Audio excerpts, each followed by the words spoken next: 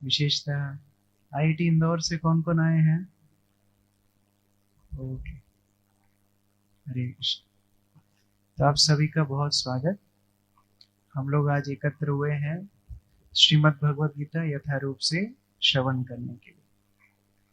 गर्मियां शुरू हो चुकी हैं, पंखे भी लगा दिए गए हैं, दोपहर का टाइम है, सुबह खा पी कर सब आए होंगे, लेकिन सोना मत। यहाँ पर 1-1.5 घंटा हम लोग भगवान को स्मरण करेंगे, भगवान की शिक्षाओं को स्मरण करेंगे और उसी के माध्यम से हम जानने का प्रयास करेंगे कि हमारे जीवन का उद्देश्य क्या है। सबसे महत्वपूर्ण शिक्षा है हमारे जीवन का उद्देश्य क्या है। हर वस्तु का उद्देश्य होता है। हमारे घर में जिस वस्तु का उद्देश्य खत्म हो जाता है उस वस्तु को हम फेंक देते हैं। वैसे भारत में हम कुछ भी नहीं फेंकते हैं, लेकिन फिर भी फेंक देना चाहिए। जो वस्तु उपयोगी नहीं है, if there is no use of anything, हम लोग उसको डिस्कार्ड कर देते हैं, फेंक देते हैं। लेकिन सबसे बड़ी विडंबना है हम अपने जीवन के उद्देश्य को नहीं जानते, और इसीलिए भगवान हम पर करुणा करके भगवत गीता की शिक्षाएं देते हैं। ये सबसे बड़ी कृपा है। माया मुग्ध जीव नहीं स्वतः कृष्ण ज्ञान, अतएव कृष्ण कोइलो वेद पुराण। जो माया में ग्रसित जीव है वो अपना भला स्वयं नहीं सोच पाते, लेकिन उनको कृपा करके भगवान शास्त्र देते हैं, और उन शास्त्रों के माध्यम से हम सीखते हैं कि क्या अच्छा है, क्या बुरा है, क्या करणीय है, क्या करणीय नहीं है। ये शास्त्रों के माध्यम से सीखते हैं। हमारे संस्था के संस्थापक आचार्य श्रील प्रभुपाद समझाते हैं कि 3 तरह के लोग होते हैं। एक सुन करके सीख जाता है।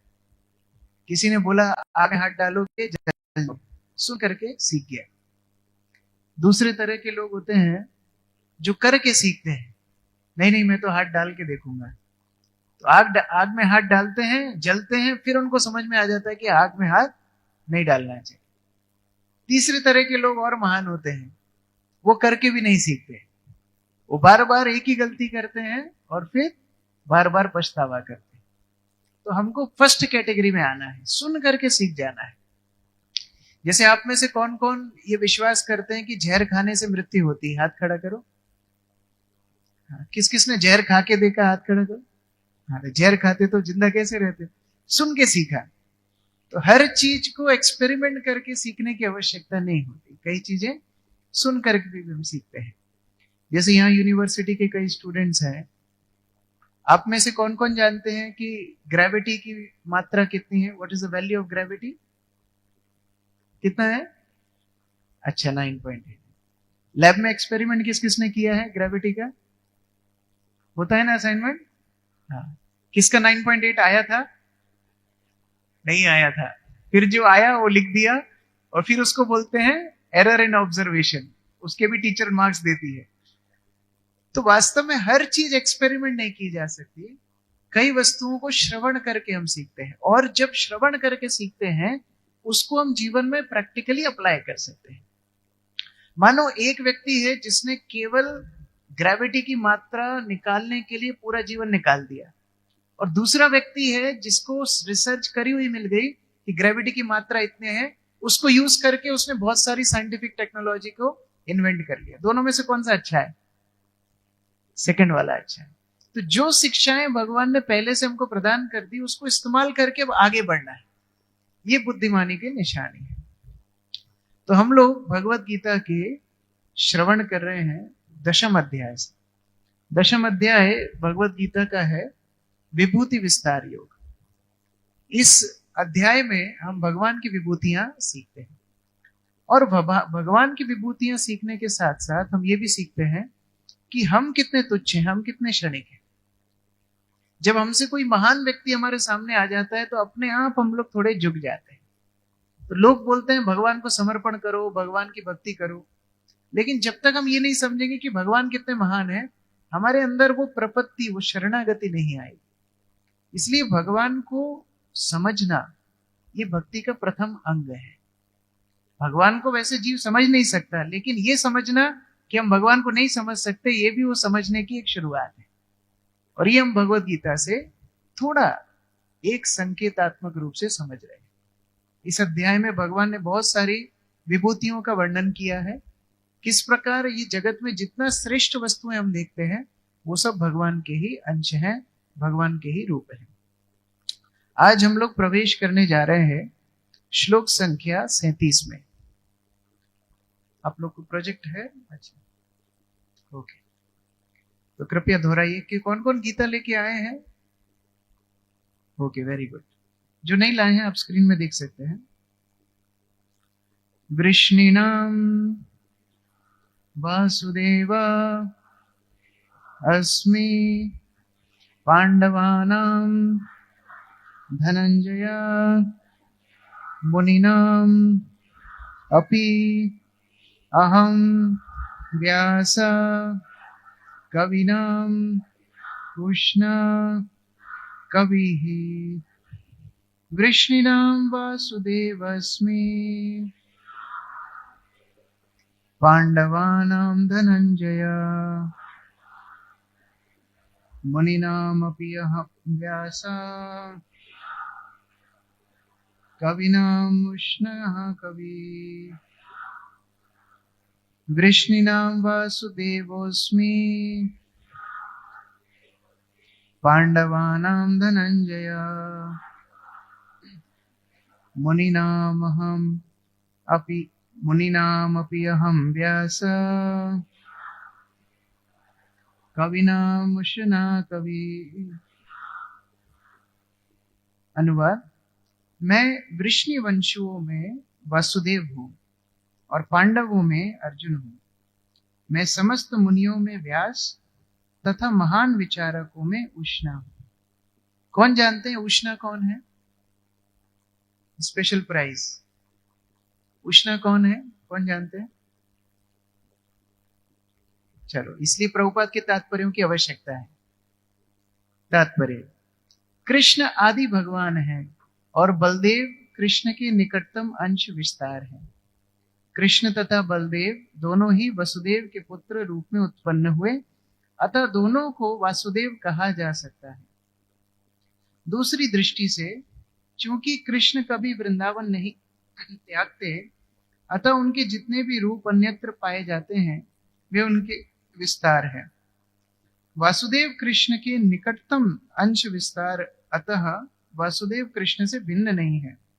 अतः इस श्लोक में आगत वासुदेव शब्द का अर्थ बलदेव या बलराम माना जाना चाहिए, क्योंकि वह समस्त अवतारों के उद्गम हैं और इस प्रकार वे वासुदेव के एकमात्र उद्गम हैं।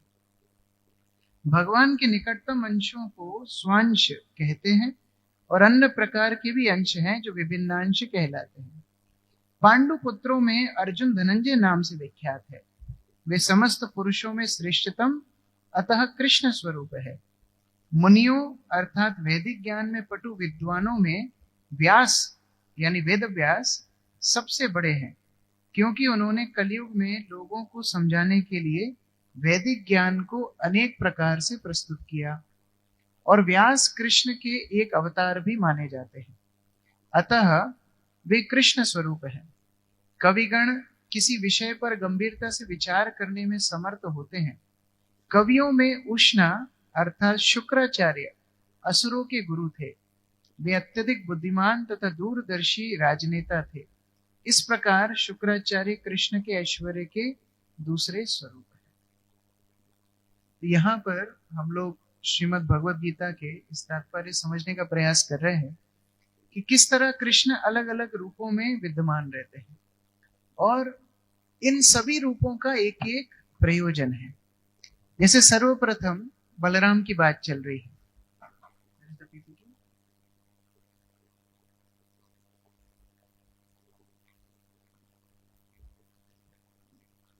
जैसे सर्वप्रथम बलराम की बात चल रही है, तो वृष्णियों में भगवान वासुदेव के रूप में अपने आप को बता रहे हैं।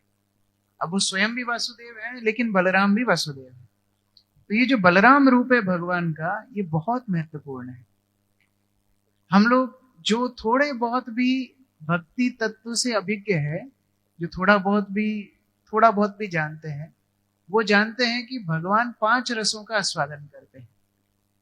शांत रस, दास्य रस, वात्सल्य रस, साख्य रस और माधुर्य रस। और इन पांचों का आस्वादन भगवान स्वयं करते हैं, लेकिन एक रस का आस्वादन भगवान नहीं करते। वो कौन सा रस है? एक चीज भगवान के पास नहीं है, भक्ति, सेवा।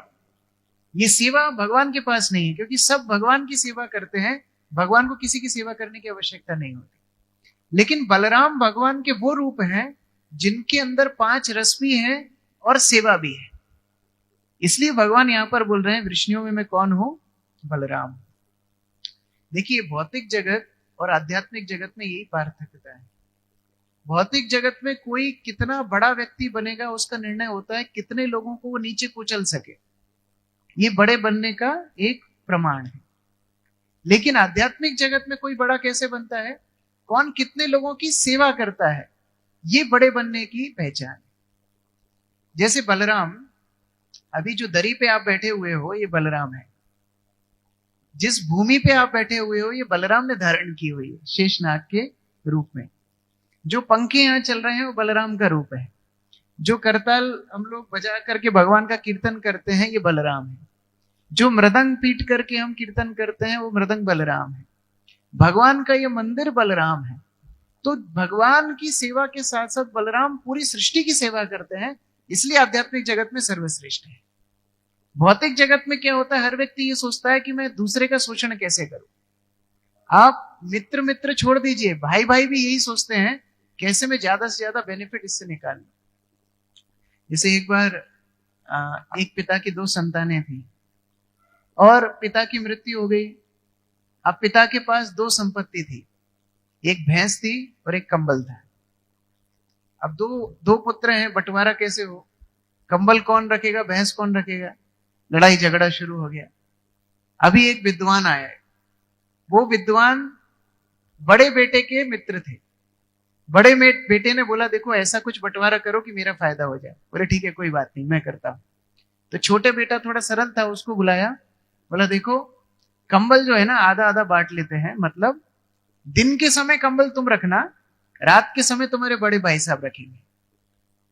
और भैंस का जो आगे का भाग है वो तुम्हारा, पीछे का भाग तुम्हारे भाई साहब का। आप मतलब समझे? दिन में कंबल का कोई उपयोग नहीं है, छोटे को दे दिया। रात में ठंड लगेगी, बड़े ने ले लिया। और भैंस का आगे का भाग छोटे को दे दिया, वो खिलाना पिलाना उसको करना पड़ेगा। और दूध निकालने वाला भाग पीछे का बड़े ने ले लिया। अब तो ये बड़ा परेशान, ये दिन भर खिलाए पिलाए, दूध वो निकाले, और दिन भर कंबल को रख के बैठा रहता। रात में जब ठंड लगती तो भाई ले जाता। परेशान हो गया। अब ये एक साधु के पास गया, बोला मैं बड़ा परेशान हूं, मेरा समाधान करो। बोले मैं अभी समाधान करता हूं। बोले दिन में तेरे पास कंबल है ना, ठीक है, तू पानी में डुबो दे। अब रात में जब वो कंबल लेने आएगा तो कैसे उड़ेगा? गीले कंबल से कुछ काम नहीं है। और जब वो दूध निकालने आए तो आगे से भैंस को डंडे से डराना, तो भैंस दूध देगी नहीं, भाग जाएगी वहां से। 2 दिन किया, बड़े भाई सब लाइन पे आ गए। तो स्पर्धा, शोषण, एक दूसरे का कैसे हम ज्यादा फायदा उठा सकें, यही भौतिक जगत में चलता है। लेकिन आध्यात्मिक जगत में जो जितना सेवा भाव रखता है वो उतना बड़ा होता है। और इसलिए बलराम को यहां पर सबसे श्रेष्ठ बताया गया। अगला बता रहे हैं कि मुनियों में मैं कौन हूं? मुनियों में व्यासदेव। मुनि शब्द की परिभाषा क्या होती है? मुनि वो होते हैं जिनकी थ्योरी यूनिक होना चाहिए। जैसे कोई कॉलेज में, हमारे सचिनंदन प्रोही बता सकते हैं, जब पीएचडी का टॉपिक लोग सिलेक्ट करते हैं तो they want to select something unique. अलग टॉपिक होना चाहिए, तभी तो स्टैंड आउट होगा। अभी कोई बने बनाए टॉपिक पे दोबारा रिसर्च करेगा तो उसको इतनी प्राधान्यता नहीं दी जाए। इसलिए लोग सोचते हैं कि मैं बाल के ऊपर रिसर्च करूंगा, मैं मुर्गी की खाल के ऊपर रिसर्च करूंगा, मैं क्या क्या, मैं उड़द की दाल के ऊपर रिसर्च करूंगा। तो इस तरह लोग अलग अलग यूनिक टॉपिक छेड़ते हैं। तो मुनि शब्द का मतलब ही है उसका जो मंतव्य होगा, उसका जो थ्योरी होगी, सिद्धांत होगा, वो किसी ने नहीं सुना होगा।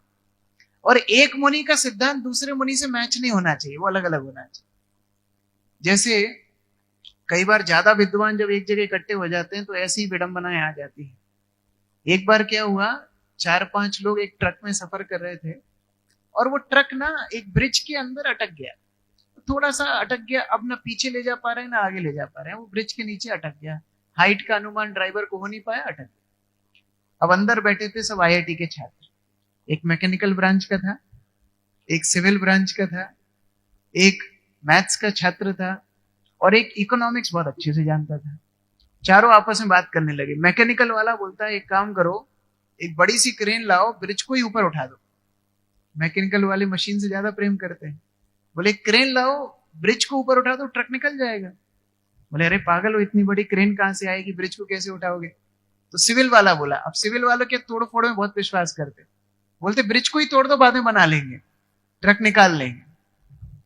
अब तीसरा मैथ्स वाला बोला, एक काम करो, अपने ट्रक का कैलकुलेशन करो, कितनी डिग्री पे टिल्ट करके चलाएंगे तो निकल जाएगा। अरे बोले फंस गया, अभी टिल्ट कैसे करेंगे, डायगोनल डिस्टेंस तो ज्यादा होता है स्ट्रेट डिस्टेंस से, ये भी गड़बड़ हो गया। अब इकोनॉमिक्स वाला बोला देखो बहुत लोग इकट्ठे हो गए, अपन एक काम करते हैं, टिकट लगा देते हैं ट्रक देखने का, पैसा कमा लेंगे। तब एक छोटा बच्चा वहां से गुजर रहा था, वो छोटे बच्चे ने बोला अरे आप लोग इतना परेशान हो रहे हो, टायर की थोड़ी थोड़ी हवा निकालो, थोड़ा नीचे आ जाएगा, बाहर निकाल लेना। ज्यादा बुद्धिमानी से भी ये समस्या होती है। तो मुनि लोग बहुत सारे शास्त्र पढ़ते हैं, बहुत सारे सिद्धांत लाते हैं, लेकिन वो सिद्धांतों के निष्कर्ष पे नहीं पहुंच पाते।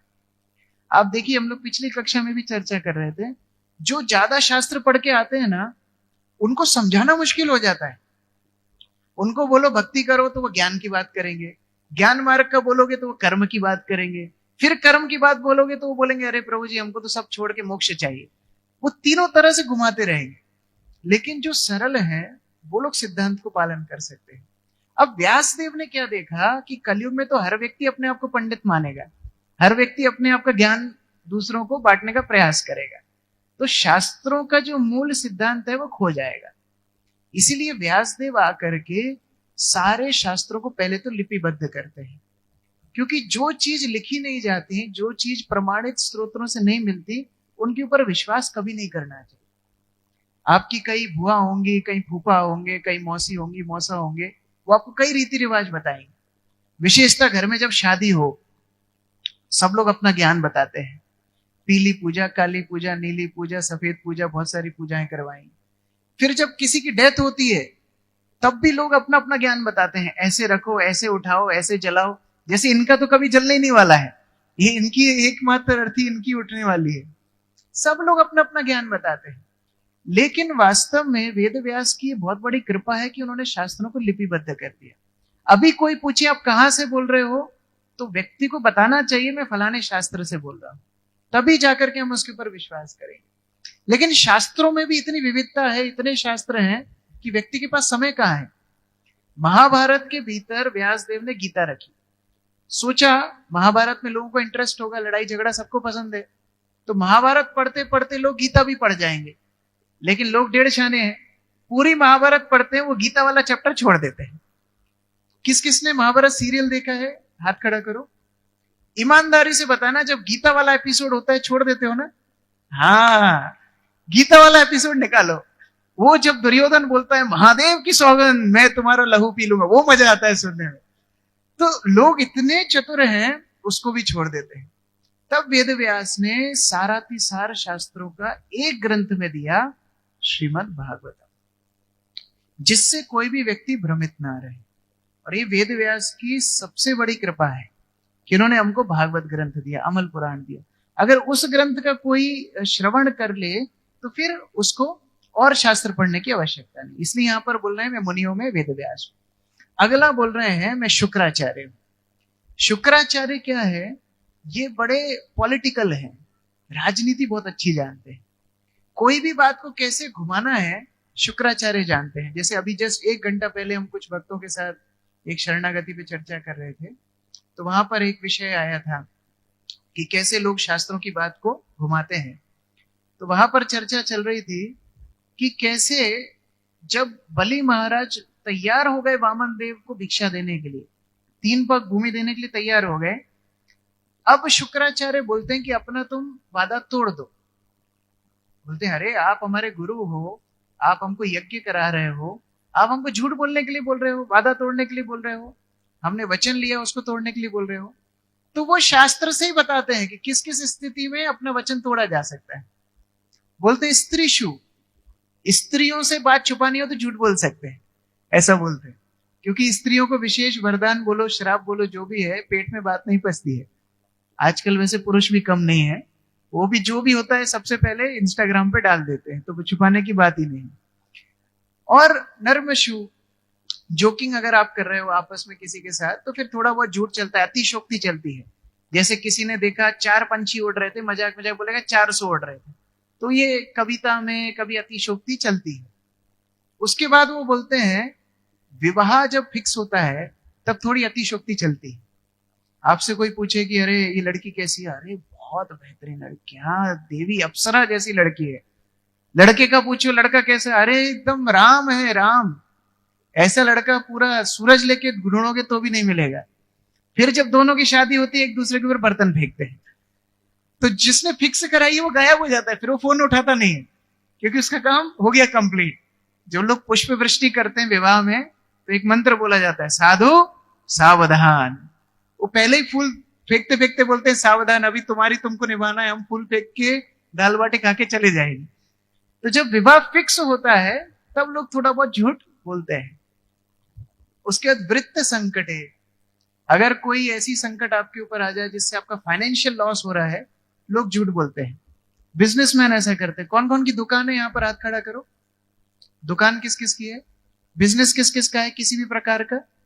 हाँ, अभी ऑनेस्टली बताना, जब आपके रिश्तेदार दुकान पे आते हैं और वो डिस्काउंट मांगते हैं, और जब आप बोलते हो कि मैं कॉस्ट प्राइस में दे रहा हूं, सच बोलते हो कि झूठ बोलते हो, बताओ।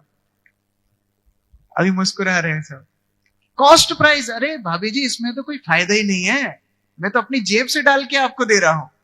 100% झूठ है, वो अपना पूरा प्रॉफिट जोड़ के बैठा है। वृत्त संकट है, तो उस समय पर भी झूठ लोग बोलते हैं। प्राण संकट में झूठ बोला जा सकता है, दूसरे की रक्षा, गो ब्राह्मण हित में झूठ बोला जा सकता है। ये सारी बातें शुक्राचार्य करते हैं। तो भगवान यहां बोल रहे हैं जितने भी ये पॉलिटिकल माइंडेड लोग हैं ना, बात कैसे घुमाना है, कैसे प्रेजेंट करना है, उनमें शुक्राचार्य श्रेष्ठ है। और उसमें ये कला कैसे आई, मुझसे ही आई। क्योंकि भगवान भी छलियों में सबसे बड़े छलिया है, हमने पिछली संडे क्लास में सुना था। तो इस प्रकार से बोलते हैं। और लास्ट में भगवान बोलते हैं कि मैं पांडवों में अर्जुन हूं।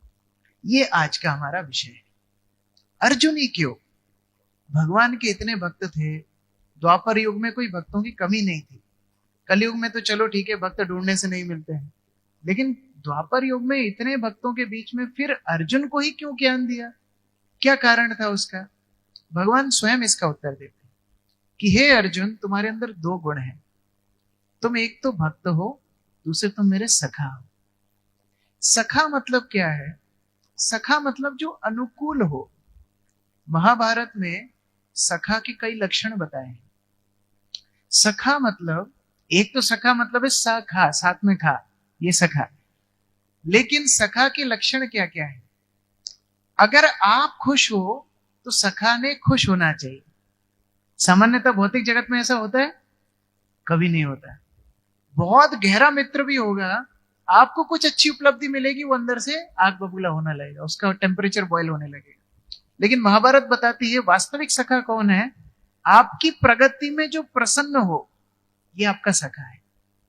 दूसरा लक्षण, आपके कष्ट में जो दुखी हो, वो आपका सखा है। तीसरा, एक भी वस्तु अपने भोग के लिए वो ना इस्तेमाल करे, बिना आपके साथ शेयर करे।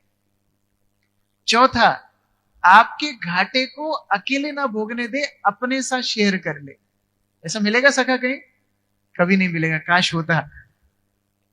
लेकिन भगवान यहां अर्जुन को बोल रहे हैं तुम मेरे सखा हो, मतलब तुम मेरे अनुकूल हो। मेरे बिना तुम किसी को नहीं जानते और मैं तुम्हारे बिना किसी को नहीं जानता। इसीलिए अर्जुन, मैं तुमको ये ज्ञान दे रहा हूं। और जब व्यक्ति ऐसी मानसिकता से चलता है कि मैं भगवान को प्राप्त करना चाहता हूं, मैं उनसे और कुछ नहीं चाहता, तो प्रकृति के हर कण कण से भगवान उसको शिक्षा देते हैं। भागवत के एकादश स्कंद में, आप में से कई लोगों ने भागवत कथा सुनी होगी, तो 7वें दिन एकादश स्कंद की कथा आती है, जिसमें अवधूत की कथा आती है। यह अवधूत 24 गुरु बनाता है। वास्तव में इसके असंख्य गुरु होते हैं, लेकिन ये 24 गुरुओं का वर्णन करता है। ये बोलता है कि मैंने जल से क्या सीखा, सूर्य से क्या सीखा, मधुमक्खी से क्या सीखा, एक बाण बनाने वाले व्यक्ति से क्या सीखा, एक लड़की से क्या सीखा, एक वैश्य से क्या सीखा, एक पक्षी से क्या सीखा, समुद्र से क्या सीखा। ये सारी चीजें अवधूत ब्राह्मण बताते हैं। अब हम प्रकृति में प्रतिदिन जल देखते हैं, सूर्य देखते हैं, चंद्रमा देखते हैं, बच्चों को देखते हैं, बूढ़ों को देखते हैं, सबको देखते हैं। हम क्यों नहीं सीख पाते? क्योंकि अभी हमारा अनुकूल भाव भगवान के लिए नहीं है। तो प्रकृति हमको कुछ सिखा नहीं रही। जैसे हम भगवान को प्राप्त करने के लिए प्रयास करेंगे, सारी प्रकृति हमको मदद करेगी भगवान के पास जाने में। और इसलिए देखिए, कई बार क्या होता है, हम कहीं कोने में खड़े होते हैं, वहां कोई भक्त आ जाता है। किसने भेजा उस भक्त को? भगवान ने भेजा। फिर वो हाथ में पैम्फलेट दे देता है, संडे प्रोग्राम में आइए। फिर वो हाथ में गीता पकड़ा देता है, आप गीता पढ़िए। कोई उसको लाभ नहीं है हमारे पास आने में, लेकिन भगवान उसको भेजते हैं कि जाओ इस जीव को मुझ तक वापस लेकर के आओ। तो इसीलिए अगर हमारा सखा भाव हो, अनुकूल भाव हो भगवान के लिए, भगवान हमको ज्ञान दे देंगे। और यही गीता की शुरुआत है। हम लोग देखते हैं, श्रील भक्ति सिद्धांत सरस्वती ठाकुर बताते थे कि अगर केवल कोई तर्क या सैद्धांतिक दृष्टि से गीता को पढ़ने का प्रयास करे, तो वो प्रयास ऐसा है जैसे मानो शहद की बोतल को बाहर से चाटता। कौन कौन ऐसा करना चाहेंगे? शहद की बोतल को बाहर से चाटना चाहेंगे? एक हाथ उठा था, ठीक है। नहीं, आप नहीं प्रयास करेंगे, आप बोलेंगे ढक्कन खोल करके खिलाओ। उसी तरह गीता के श्लोक याद कर लेना, उनकी अलग अलग व्याख्याएं करना, व्याकरण की दृष्टि से उसको पढ़ना, तर्क की दृष्टि से उसको बताना, ये सब अच्छा है, लेकिन बोतल को बाहर से चाटने जैसा है। आंतरिक भाव गीता को पढ़ने का क्या है? चैतन्य चरितामृत में श्री चैतन्य महाप्रभु एक लीला के माध्यम से समझाते हैं। आपको दिख रहा है? हिंदी में है, आप लोग पीछे पीछे दोहराना। जय जय श्री चैतन्य जय नित्यानंद, जय जय श्री चैतन्य जय नित्यानंद,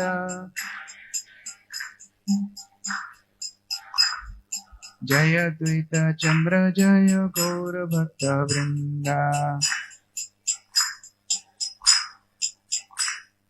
से क्षेत्रे रहे एक वैष्णव ब्राह्मण,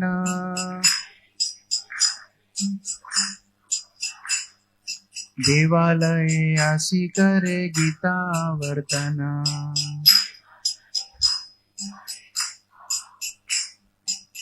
तो हुआ ऐसा था कि चैतन्य महाप्रभु दक्षिण भारत गए, और दक्षिण भारत में श्रीरंगम में उन्होंने देखा कि मंदिर में एक ब्राह्मण बैठा हुआ है, और ब्राह्मण एक पुस्तक हाथ में लिया हुआ है जो है भगवत गीता, और उसका पाठ कर रहा है। कैसे पाठ कर रहा है? अष्टादश अध्याय पढ़े आनंद आवेशे,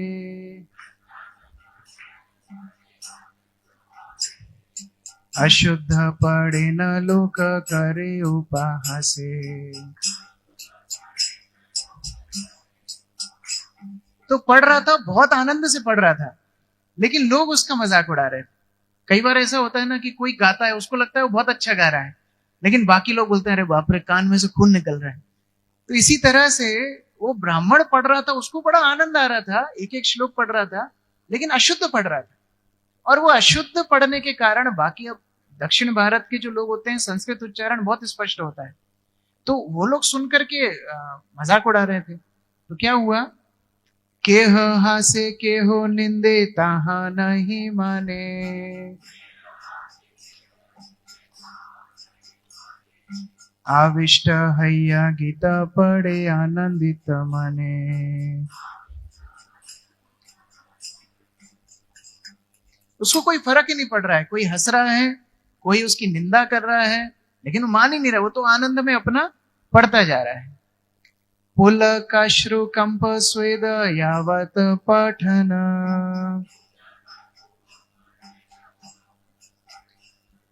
देखी आनंदित हैल महाप्रभुर मन।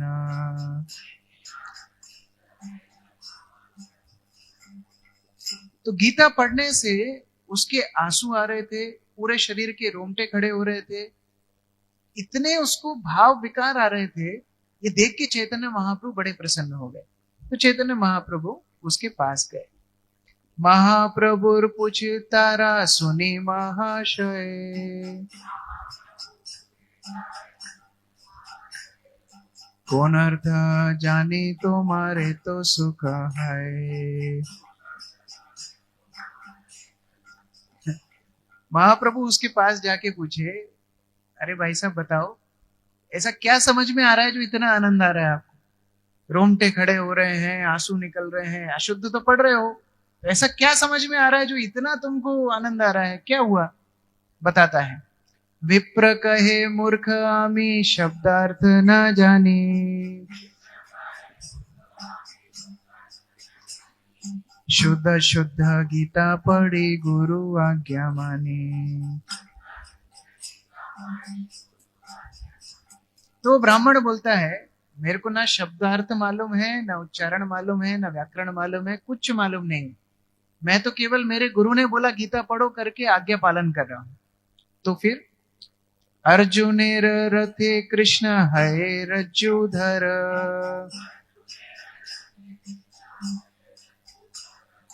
बसियाचे हाथे तोत्र श्यामल सुंदर।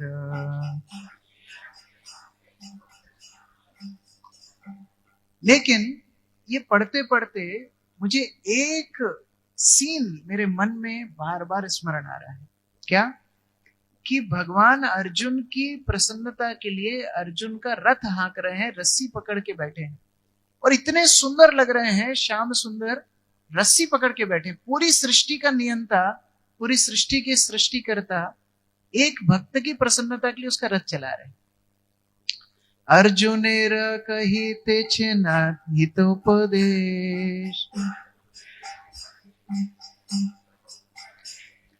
तारे देखी हाय मोर आनंद आवेश। और इतना ही नहीं, अर्जुन को सिखा रहे हैं, वहां पर बैठ करके एक एक चीज सिखा रहे हैं, उसको उपदेश दे रहे हैं उसके हित के लिए। ये सोच करके मुझे बार बार आनंद आ रहा है। यावत पढ़ो तावत पार तर दर्शन,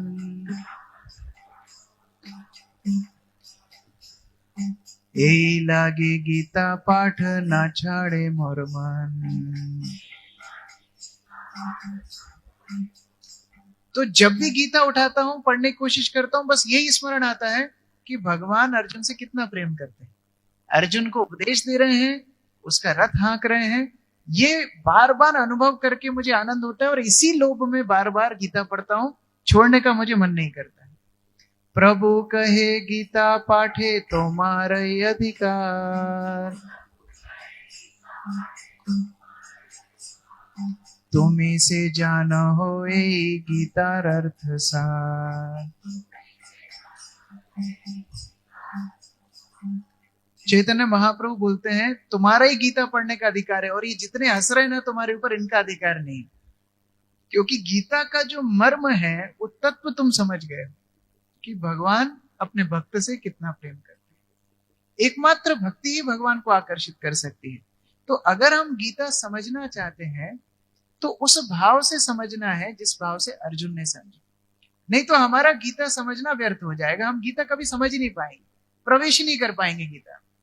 लोग पूरी गीता, अभी कई वर्षों पहले एक, मैं जब बहुत छोटा था उस समय पर एक मूवी आई थी, साउथ इंडियन मूवी थी, उसमें एक व्यक्ति साइकिक हो जाता है और वो गरुड़ पुराण के गीता के श्लोक पढ़ पढ़ के लोगों की हत्या करता है। कौन सी मूवी थी वो? हाँ हाँ, ये सब याद रहता है, गीता भागवत याद नहीं रहती। वेरी गुड, तो समझ गए जो भी है। तो गीता पढ़ने के बाद भी उसकी जो स्पिरिट है, उसकी जो भावना है, वो समझ में कब तक नहीं आएगी जब तक अर्जुन के भाव से हम नहीं सीखेंगे। इसलिए ये समझना आवश्यक है कि अर्जुन ही क्यों। अभी देखिए, गुण की दृष्टि से अगर हम देखें तो क्या कर्ण कम था?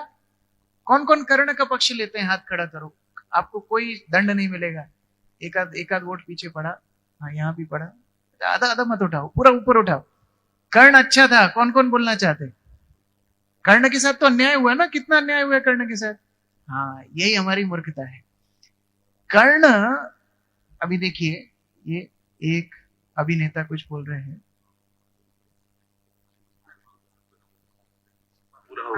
क्योंकि बहुत मुश्किल सपना है और बहुत डरावना सपना है वो, क्योंकि जब भी मैं उसके बारे में सोचता हूँ तो मुझे लगता है मैं कर नहीं पाऊंगा। महाभारत बनाने की आप चाहत रखते हैं, आपका रोल क्या होगा उसमें?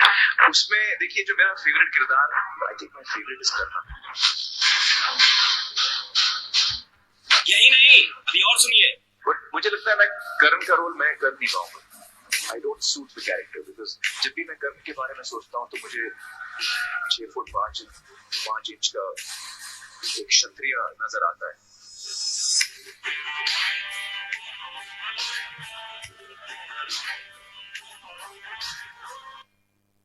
ये कर्ण की झांकी है। लोग सोचते हैं कर्ण बहुत महान था, और लोग अपने बच्चों का नाम भी कर्ण रख देते हैं। जब मैं महाराष्ट्र में पढ़ाई करता था, वहां पर एक उपन्यास चलता है मृत्युंजय। इतना फेमस उपन्यास है, हर बच्चा उस उपन्यास को पढ़ता है, और उस उपन्यास के ऊपर कई कई मूवीज भी बनी है कर्ण को जो हीरो बताती है। लेकिन अगर आप महाभारत को ठीक से पढ़ेंगे तो आप समझेंगे कर्ण जैसा चरित्रहीन व्यक्ति महाभारत में एक भी नहीं, क्योंकि कर्ण ने सबसे पहले गुरु को द्रोह किया। जो परशुराम ने उसको शिक्षा देने के लिए तैयार हुए, उसी परशुराम को बोला मैं ब्राह्मण हूं। वैदिक संस्कृति में गौतम ऋषि का उदाहरण है, मैं पहले कई बार बता चुका हूं, जहां एक दासी पुत्र गौतम ऋषि के पास जाता है और गौतम ऋषि उसको पूछते हैं, बताओ तुम्हारा वर्ण क्या है, तुम्हारे पिता कौन है?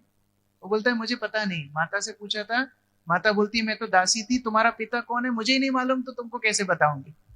एक तरह से एक वैश्या का पुत्र था। गौतम ऋषि बोलते हैं क्योंकि तुमने सत्य बोला मैं तुमको ब्राह्मण बनाऊंगा। लेकिन यहाँ परशुराम जो कर्ण को शिक्षा देते हैं, उन्हीं को झूठ बोल करके उन्होंने शिक्षा दी। एक दिन जब परशुराम उसकी गोदी में सिर रख करके विश्राम कर रहे थे, एक कीड़ा आकर के कर्ण को खाने लगता है और खूब खून बहता है। लोग उस बात को प्रशंसा करते हैं, लेकिन परशुराम उसको प्रशंसा नहीं करते हैं। परशुराम क्रोधित हो जाते हैं, बोलते हैं तुम ब्राह्मण अगर होते शारीरिक कष्ट सहन ही नहीं कर पाते, इसका मतलब तुम ब्राह्मण नहीं हो, मुझे झूठ बोला तुमने। मैं अभी तुमको श्राप देता हूं, जब सबसे ज्यादा जरूरत तुमको ये विद्या की होगी तुम भूल जाओगे। दूसरी बात, जब शक्ति प्रदर्शन पांडव और कौरव कर रहे थे तो कर्ण भी आया। कर्ण बोलता है मैं अर्जुन के साथ द्वंद्व करके बताना चाहता हूं, तो उसको रोक दिया गया कि नहीं नहीं तुम क्षत्रिय नहीं हो। अब इसको लेके कई लोग बोलते हैं देखो जातिवाद जातिवाद, अभी मैं प्रूफ करूंगा कि वो क्षत्रिय नहीं है। कैसे क्षत्रिय नहीं है? उस समय पर दुर्योधन को बड़ी अनुकंपा आ गई। दुर्योधन बोलता है अरे ये कर्ण है, मेरा मित्र है, इसको आप द्वंद्व नहीं करने दे रहे हो, अपना शक्ति प्रदर्शन नहीं करने दे रहे हो, मैं इसको अभी क्षत्रिय बना दूंगा, अंग देश का राज्य में इसको देता हूं, अंग देश के राजा तुम बनते हो, आज से तुम क्षत्रिय हो। आज तक कोई भी क्षत्रिय की आपने हिस्ट्री सुनी है भीख में फेंका हुआ राज्य उसने स्वीकार किया हो? बताइए, भीख में फेंकी हुई चीज कौन स्वीकार करता है? शूद्र स्वीकार करता है। इसलिए कर्ण शूद्र प्रवृत्ति करता है।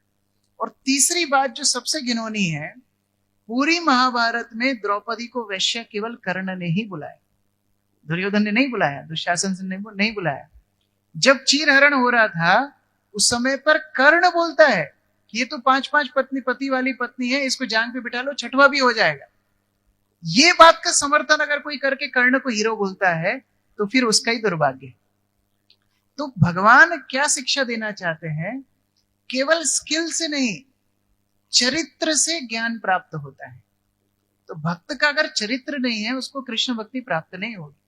इसलिए इस्कॉन में जब हम जुड़ते हैं सबसे पहले आपको बोला जाएगा 4 नियम का पालन करो। अवैध संबंध छोड़ो, मांसाहार छोड़ो, स्त्री संग छोड़ो और नशा छोड़ो, जुआ छोड़ो। ये सारी चीजें बोली जाएंगी। क्यों? कि अगर चरित्र अच्छा नहीं है तो फिर आप भक्ति में आगे नहीं बढ़ सकते, सबसे पहली बात। अब इसी के विपरीत अर्जुन का उदाहरण आपको देते हैं। अर्जुन इंद्र का अंश है, इंद्र का पुत्र है। अर्जुन को स्वर्ग में अस्त्र लेने जाने का मौका मिलता है। अभी अमेरिका जाने का वीजा कितना कठिन है, लोग पागल हो जाते हैं अमेरिका का वीजा लेने के लिए। अर्जुन को H1B1 वीजा मिला था, मतलब वो जा सकता था। गया, अस्त्र लेने के लिए गया तो ग्रीन कार्ड का भी ऑफर मिला। पता है कैसे? उर्वशी आई, उर्वशी बोलती है यहीं रह जाओ, मेरे साथ आप संभोग करो, मेरे साथ यहां पर एंजॉय करो।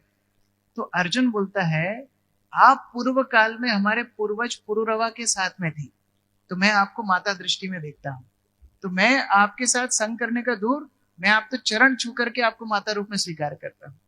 तो इतना बड़ा उर्वशी जैसी जो अप्सरा है, कई कई साधु संतों को गिरा दी, लेकिन अर्जुन ने वो टेस्ट पास किया। इसीलिए चरित्रवान अर्जुन को भगवान ने गीता दी, चरित्रहीन कर्ण को गीता नहीं दी। ये सारे के सारे हमको सीखना चाहिए। अब दूसरा प्रश्न आ सकता है, पांडवों में भी तो बड़े बड़े बल्लम थे, युधिष्ठिर थे, भीम थे, नकुल थे, सहदेव थे, उनमें से किसी को गीता दे देते। आध्यात्मिक ज्ञान के लिए एक और महत्वपूर्ण बात है, भूख होना चाहिए। जो पूछेगा उसी को गीता मिलेगी, जिसको भूख नहीं है उसको नहीं मिलेगी। रणभूमि में किसने भगवान कृष्ण को समर्पण करके पूछा कि मुझे गाइड कीजिए? युधिष्ठिर ने पूछा? नहीं। भीम ने पूछा? नहीं। नकुल सहदेव ने? नहीं। अर्जुन ने पूछा। और देखो उल्टा, जब भगवान युधिष्ठिर को बोलते हैं बोल दो अश्वत्थामा मारा गया, युधिष्ठिर संकोच करने लगे। अरे इतना जिंदगी भर झूठ नहीं बोला, ये झूठ बुलवा रहा है मेरे से, तो मेरा धर्मच्युत हो जाएगा। तो बोला अश्वत्थामा मारा गया लेकिन नर नहीं हाथी। जैसे ही भगवान ने सुना ये गड़बड़ करने वाला है, शंख फूंक दिया, तो इतना ही सुनाई दिया कि अश्वत्थामा मारा गया। तो भगवान की बातों पे संकोच करने के कारण युधिष्ठिर की शरणागति कम मानी गई। अब ये सब महान भक्त हैं, तुलना नहीं करनी चाहिए, लेकिन हम शिक्षा ले रहे हैं कि अर्जुन क्यों? क्योंकि अर्जुन 100% भगवान के ऊपर शरणागत है। इसको हम एक लीला से समझ सकते हैं। आपने ये लीला देखी होगी, सुनी होगी कि भगवान एक बार शयन कर रहे होते हैं और शयन करते समय दोनों, दुर्योधन और अर्जुन दोनों आते हैं। दुर्योधन पहले आता है, एकदम सिर के पास बैठ जाता है, और अर्जुन बाद में आता है, अर्जुन पैरों के पास खड़ा हो जाता है। भगवान उठते हैं, बोलते हैं अरे वाह अर्जुन कब आए? दुर्योधन फट से बोलता है मैं पहले आया, उसको क्यों पहले पूछते हो? भगवान बोलते हैं मैंने पहले उसको देखा तो उसको पूछ रहा हूं, तुमको बाद में देखा। मांगो अर्जुन क्या चाहिए? महाभारत का युद्ध शुरू होने वाला था, जाहिर सी बात है मदद मांगने के लिए दोनों आए।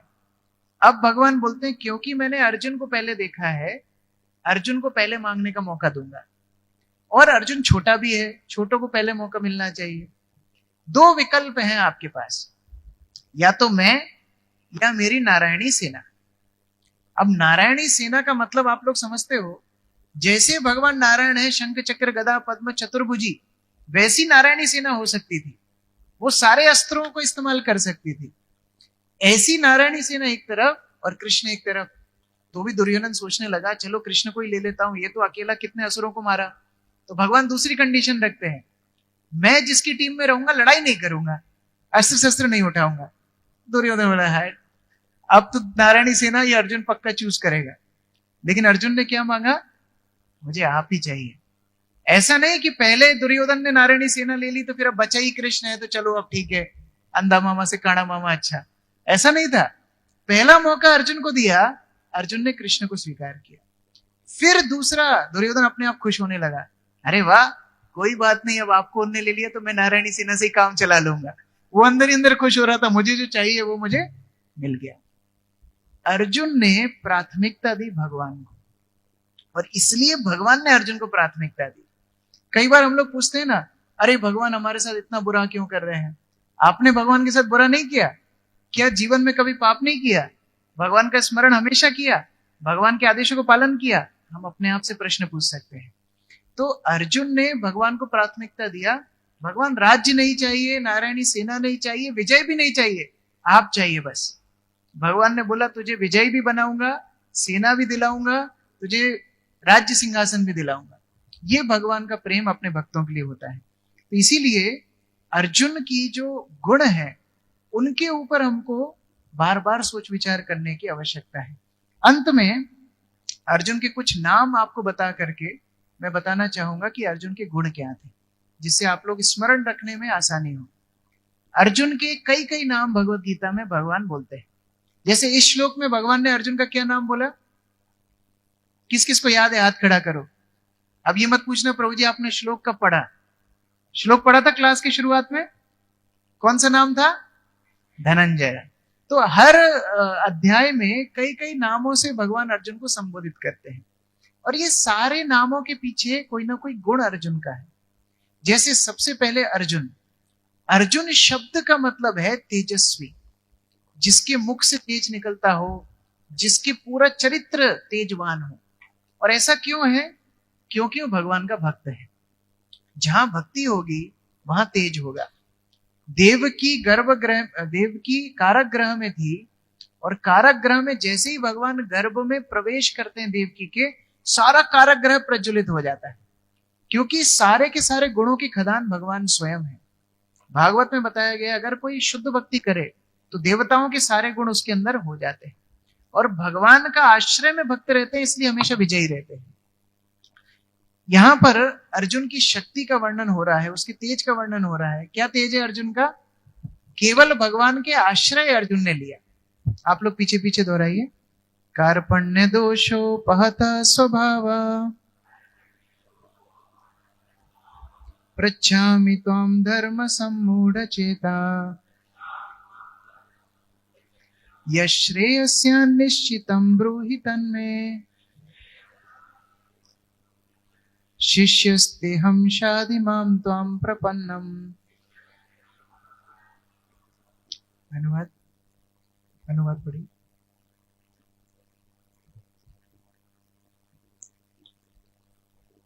अब मैं अपनी कृपण दुर्बलता के कारण अपना कर्तव्य भूल गया हूँ और सारा धैर्य खो चुका हूँ।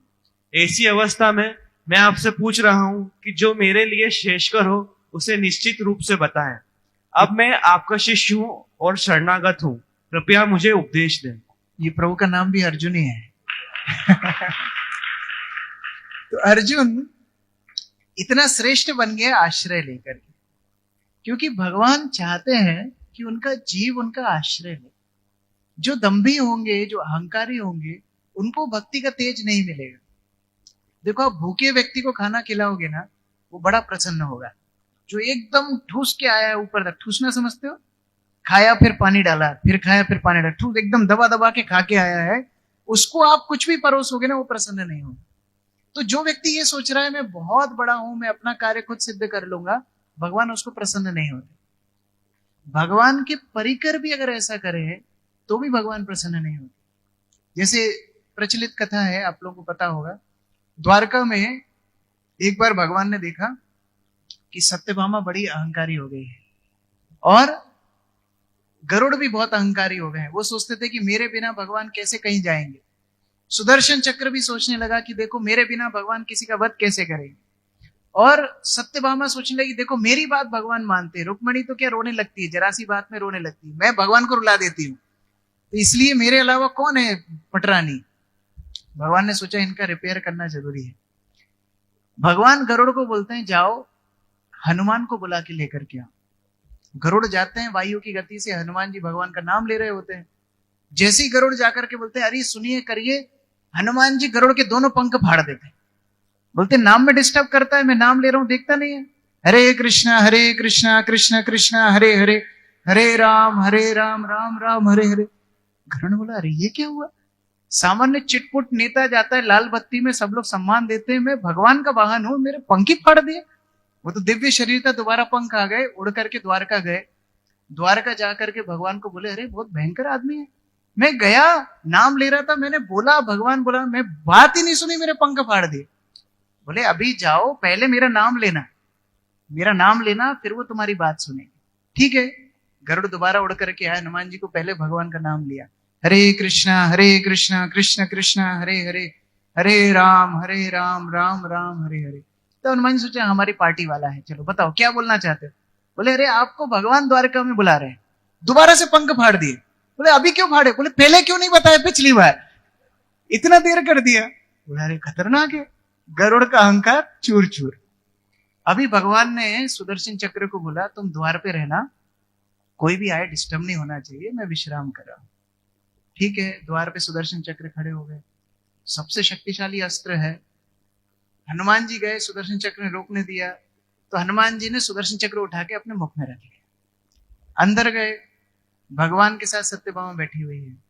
हनुमान जी बोलते हैं हे भगवान ये कौन है आपके पास में? माता सीता कहाँ है? माता सीता के सामने तो इनकी सुंदरता एकदम तुच्छ है। सत्यभामा का वहीं पर अहंकार खत्म। भगवान बोलते हैं हनुमान जी बाकी सब तो ठीक है, आप अंदर कैसे आए? मैंने तो सुदर्शन चक्र को रास्ते में रखा था। बोले अच्छा वो मच्छर की बात कर रहे हो क्या? वो इधर है, इधर से बाहर निकाले। तीनों का अहंकार भगवान ने तोड़ दिया। अपने नित्य परिकरों का भी अहंकार भगवान सहन नहीं करते, तो सामान्य जीव का क्यों सहन करेंगे? तो अर्जुन को भगवत गीता का ज्ञान इसलिए मिला, एक अध्याय पूरा अहंकार वश सुनाया, ऐसा कर दूं वैसा कर दूं, ऐसा धर्म है, पुराना सुना है, वेद शास्त्रों से सुना है, क्या क्या किया है। जब अहंकार छोड़ के बोला आपसे शिष्य हूं, शरणागत हूं, आप मुझे ज्ञान दीजिए, तब भगवान ने ज्ञान दिया। ये बहुत महत्वपूर्ण शिक्षा है। दूसरा नाम है पार्थ। पार्थ और कौन्तेय बार बार आप सुनेंगे, बार बार सुनेंगे। और भगवान अर्जुन को स्मरण दिलाते हैं अपने परिवार के बारे में।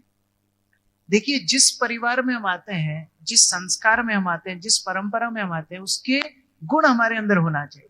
नहीं तो लोग क्या बोलेंगे, अरे वो फलाने का शिष्य है, ऐसा काम करता है, ऐसा हमेशा बोलेंगे। अभी पार्थ और कौन्तेय बोल करके भगवान बार बार अर्जुन को याद दिलाते हैं कि तुम कुंती के पुत्र हो। कुंती के पुत्र होने में क्या विशेषता है? ये जो कुंती है, ये कुंती भगवान की अनन्य भक्त थी। संपदा में विपदा में कभी भी भगवान का आश्रय छोड़ा नहीं। जब कुछ नहीं था तब भी भगवान को प्राधान्यता दी, जब सब कुछ आ गया तब भी भगवान को प्राधान्यता दी। इसलिए भगवान अर्जुन को बहुत पसंद करते हैं, क्योंकि कुंती के गुणों को लिया है। ऐसा नहीं है कि आज समस्या में है तो भगवान का स्मरण है, जैसी राज्य मिलेगा भगवान को छोड़ देंगे, ऐसा नहीं है। इसलिए कुंती महारानी स्वयं प्रार्थना करती हैं, विपदा शंतु तह शाश्वत तत्र तत्र जगत गुरु। हे भगवान, बार बार मुझे विपदाएं दीजिए, क्योंकि अगर विपदाएं आप देंगे तो आपका स्मरण हमेशा होता रहे। तीसरा नाम है गुड़ाकेश। गुड़ाकेश मतलब है जिसने निद्रा के ऊपर जय कर ली है। देखो, भगवान के नाम में, भगवान की कथा श्रवण में निद्रा सबसे भयंकर है। सबसे भयंकर अगर ऑब्स्टिकल है तो वो निद्रा है। अभी गौरांग प्रभु आए थे, वो बता रहे थे कि वो कस्टमर ढूंढती है। जैसी कथा शुरू होती है वो कस्टमर ढूंढती है। हाँ, ये ढीला ढाला सा थोड़ा कमर झुका करके बैठा है, घुस जाती है इसके अंदर। तो निद्रा देवी कस्टमर ढूंढती है। निद्रा के ऊपर जो जय करेगा वो भगवान को प्राप्त कर पाएगा। जिसने सोया है उसने खोया है। वो सो जाएगा सब कुछ खो देगा, लेकिन निद्रा के ऊपर जय। और दूसरा गुड़ाकेश का मतलब है केवल निद्रा ही नहीं, अपनी इंद्रियों के ऊपर संयम। क्योंकि इंद्रिय अगर अदांत रहेंगी तो भगवान को हम प्राप्त नहीं कर पाएंगे। नेक्स्ट है धनंजय, जो इस श्लोक में भी आया था। धन अर्थात धन संपदा, जय मतलब जिसने बहुत सारी धन संपदा को इकट्ठा किया। अब कौन सा धन था अर्जुन के पास? युधिष्ठिर महाराज ने राजसूय यज्ञ किया था, तब बहुत सारा धन अर्जुन इकट्ठा करके लाए थे। वो तो एक ऐतिहासिक बात हुई। सबसे बड़ा धन अर्जुन के पास था अपने वरिष्ठों का आशीर्वाद। ये सबसे बड़ा धन था, जो दुर्योधन के पास नहीं था, जो कर्ण के पास नहीं था। दुर्योधन तो अपने पिताजी को डांट देता था, भीष्म पितामह को आंखें दिखाता था, द्रोणाचार्य कृपाचार्य को तो गिनता ही नहीं था, और विदुर को तो दासी पुत्र कह करके असम्मान करके बाहर निकाल दिया। लेकिन अर्जुन ने हमेशा अपने वरिष्ठों का बहुत सम्मान किया। युद्ध के प्रारंभ में भी एक बाण चलाता है द्रोणाचार्य के चरणों में, तो दुर्योधन हंसने लगता है, अरे miss the target, target miss कर दिया है। हमने तो सुना था इतने बड़ा धनुर्धर है, इसको तो बाण चलाना ही नहीं आता, ये तो जमीन में चला रहा है। तब द्रोणाचार्य बोलते, अरे मूर्ख, तूने तो कभी सीखा नहीं। ये अर्जुन मुझे प्रणाम कर रहा है। अपने सामने शत्रु खड़ा है, लेकिन शत्रु के रूप में भी वरिष्ठों को देख रहे हैं, प्रणाम कर रहे हैं। तो कर्ण, कृपाचार्य, द्रोणाचार्य, भीष्म पितामह, सभी वरिष्ठों का आशीर्वाद अर्जुन के ऊपर था, और इसीलिए कृष्ण का भी आशीर्वाद मिला। तो जब मंदिर में आते हैं तो भक्तों का आशीर्वाद हमारे लिए बहुत महत्वपूर्ण है। शुरुआत में जब आप आएंगे ना, आप लड़ाई करेंगे भक्तों से, अरे आप लोग हटो, हमको आगे खड़े होने दो, ये सब लाल कपड़े वाले आगे खड़े हो जाते हैं, हमको आगे नहीं जाने देते। ये शुरुआत में कनिष्ठ स्तर है, लेकिन धीरे धीरे आपको समझ में आएगा कि यही वैष्णव कृपा करेंगे तभी भगवान राधा मदन मोहन हमारे ऊपर कृपा करेंगे। ये अर्जुन का धनंजय। अगला है भारत। भरत श्रभा, भरत श्रेष्ठ, भरत उत्तमा।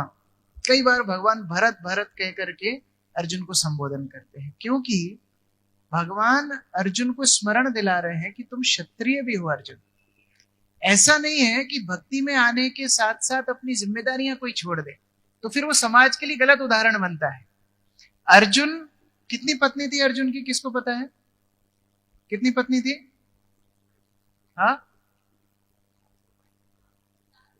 जय प्रभु बता रहे हैं 4। सहमत हैं सब?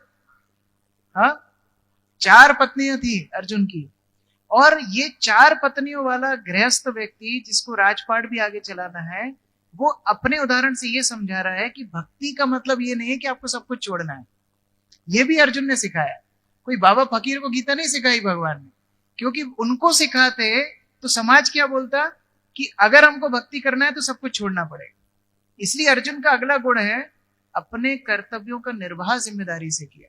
तो अगर हम लोग अपने जागतिक जीवन में आलसी है तो भी भक्ति के लिए हम आलसी रहेंगे। और ये हमने देखा है, कई छात्रों को जब हम प्रचार करते थे, जो पढ़ाई में बहुत अच्छे होते थे वो भक्ति में भी बहुत अच्छे से आ जाते थे। कई जो अपने व्यवसाय में बड़े ईमानदार होते हैं वो भक्ति में भी बड़े ईमानदार होते हैं। और कई बच्चे जुगाड़ू होते हैं। जुगाड़ू समझते हो ना? ऐसे वैसे 33 नंबर ऐसे जैसे आ जाएं पास होने वाले, फिर वो भक्ति में भी 33 ही ढूंढते हैं। भक्ति में ही सोचते हैं 16 ऐसे जैसे फिट कर लूं, आधा घंटा किताब पढ़ लूं। वो भक्ति में भी जुगाड़ी करते रहते हैं। तो जो बाहर सिंसियर नहीं है वो अंदर भी सिंसियर नहीं बन पाता। अर्जुन का ये भी एक बहुत अच्छा गुण था। अगला है कुरुनंदन। ये भी बहुत अच्छा गुण है। कुरुनंदन के 2 अर्थ हैं। एक तो कुरुवंश में आने वाला, दूसरा है जिसने कुरुओं को भी आनंद प्रदान किया। अब कुरु कौन है? पांडव अकेले कुरु हैं क्या? कौरव भी कुरु है ना? कौरवों को अर्जुन ने आनंद प्रदान किया कि बाण चलाए? क्या लगता है आपको? कौरवों को अर्जुन ने आनंद प्रदान किया कि दुख प्रदान किया? किस किस को लगता है दुख प्रदान किया? हाथ खड़ा करो। अरे मारा ना, बाण मारे। किस किस को लगता है? हाथ खड़ा करो। बाण भी नहीं मारे अर्जुन ने। कौरवों को किसने मारा? अर्जुन ने मारा ना। भीष्म पितामह को किसने मारा? अर्जुन ने मारा ना। द्रोणाचार्य को किसने मारा? अर्जुन ने नहीं मारा, लेकिन हाँ पांडवों ने मारा। तो अर्जुन ने कौरवों को बाण चलाए, मारा, उनको मृत्यु शैया पर पहुंचाया। फिर आनंद कैसे प्रदान किया? आनंद ऐसे प्रदान किया, ये कौरव अगर अर्जुन के हाथ से नहीं मरते तो सीधा नरक में जाते। ये अर्जुन के हाथों से मरे, इसलिए इनकी सतोगति हुई, इनको स्वर्ग मिला। इस तरह आनंद प्रदान किया। जैसे हिरण्यकशिपु के जिस तरह कर्म थे उसको कभी भगवत प्राप्ति नहीं होती, लेकिन क्योंकि प्रहलाद ने हिरण्यकशिपु के लिए प्रार्थना की, भगवान नरसिंहदेव ने हिरण्यकशिपु को भी प्राप्त किया, स्वीकार किया। कुरुनंदन। आखिरी है सब्यसाची। सब्यसाची मतलब अर्जुन इतना निपुण धनुर्धर था, दोनों हाथों से धनुष चलाता था। आप में से किसी ने धनुष चलाया? मेले में चलाया होगा ना, फुग्गा फोड़ने वाला चलाया ना, दोनों हाथ लगते हैं ना। अब दोनों हाथ से 2 धनुष कैसे चलाया होगा? ये अर्जुन की कुशलता थी। और तो और अंधेरे में भी चला सकता था, बिना उजाले की सहायता लिए अपने टारगेट को हिट कर सकता था, इतना निपुण था। लेकिन उसने अपनी सारी निपुणता भगवान की सेवा में लगाई। प्रभुपाद जी सरल उदाहरण देते थे, आपकी सारी क्वालिफिकेशन 0 है। क्या है? 0। लेकिन अगर उसके आगे 1 लग जाए तो अब हर 0 का मूल्य है। अगर 1 हटा दो तो सारे 0 मिलकर के एक बड़ा 0 ही बनाएंगे। तो अर्जुन की निपुणता सब्यसाची होने में कैसी थी? उसने वो निपुणता भगवान की सेवा में लगाई। अनघ अर्थात पाप नहीं करता था। और अंत में तात। ये बड़ा प्यारा नाम है अर्जुन का जो भगवान बोलते हैं। तात मतलब होता है बेटा। तो अर्जुन का संबंध भगवान से इतना था कि पूरा अधिकार उसने भगवान को दिया था कि हे भगवान, आज से मेरा टुनटुना नहीं बजाऊंगा, आपकी बात सुनूंगा। हम आते हैं फिर अपना टुनटुना बजाते हैं। कैसे बजाते हैं? प्रभु जी बोल रहे हैं सुबह उठा करो। अरे प्रभु जी, आपको क्या मालूम, आपकी घर गृहस्थी थोड़ी है।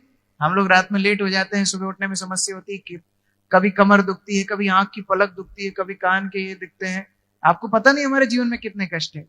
हमारा टुनटुना बजा के हम वापस चले जाते हैं, तो हमको भगवत गीता का ज्ञान नहीं मिलता है। अगर हम श्रवण करना सीख लें, अगर हम अपने आप को वैष्णवों को समर्पित करें, जैसे एक बच्चा माँ बाप पे समर्पित होता है, तब वैष्णव आपको भगवत गीता का ज्ञान दे। और ये भी अर्जुन से शिक्षा मिलती है। तो इस प्रकार कई कई और भी गुण हैं, लेकिन समय हो गया है।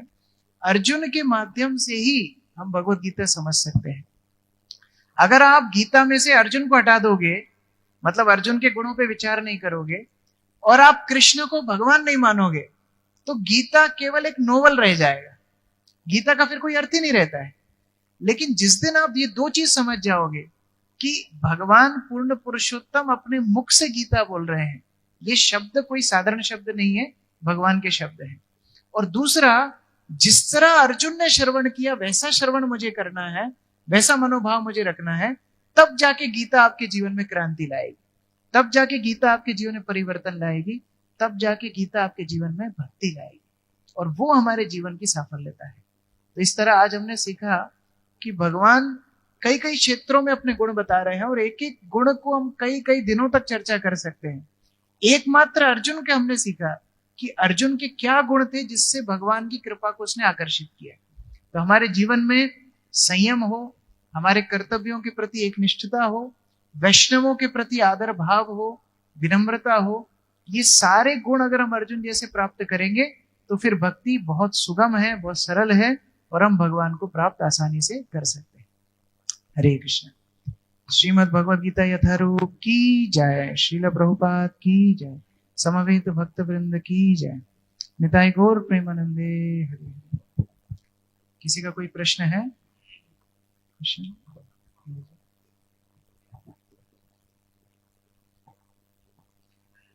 हरे कृष्ण प्रभु जी, दंडवत प्रणाम।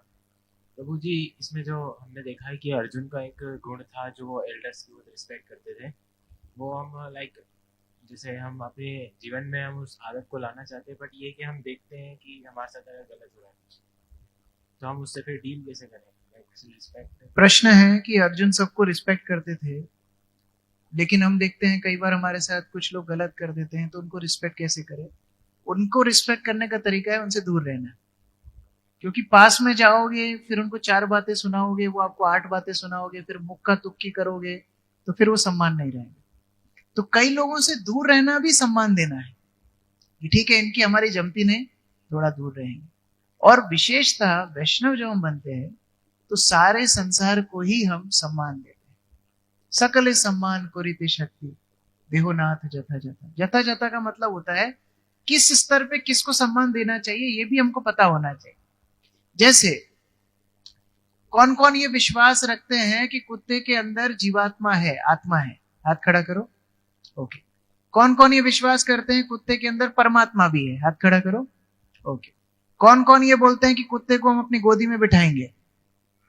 हाँ, अभी पंचर क्यों हो गए? क्योंकि कुत्ते को सम्मान देने का मतलब है उसको रोटी डाल सकते हो, पानी पिला सकते हो, चोट लग गई तो रिपेयर मेंटेनेंस कर सकते हो। इसका मतलब नहीं कुत्ते को अपने मंदिर में बिठा दोगे। तो हर व्यक्ति का यथा यथा सम्मान होता है। गाय का सम्मान अलग होगा, वैष्णवों का सम्मान अलग होगा, अपने पिता माता का सम्मान अलग होगा। तो यथा यथा सम्मान देना है, जो उचित जिस क्षेत्र में है उसके अनुसार सम्मान। ठीक है।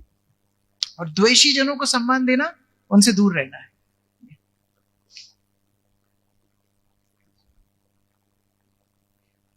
थैंक यू सो मच प्रभु जी। हरे कृष्ण।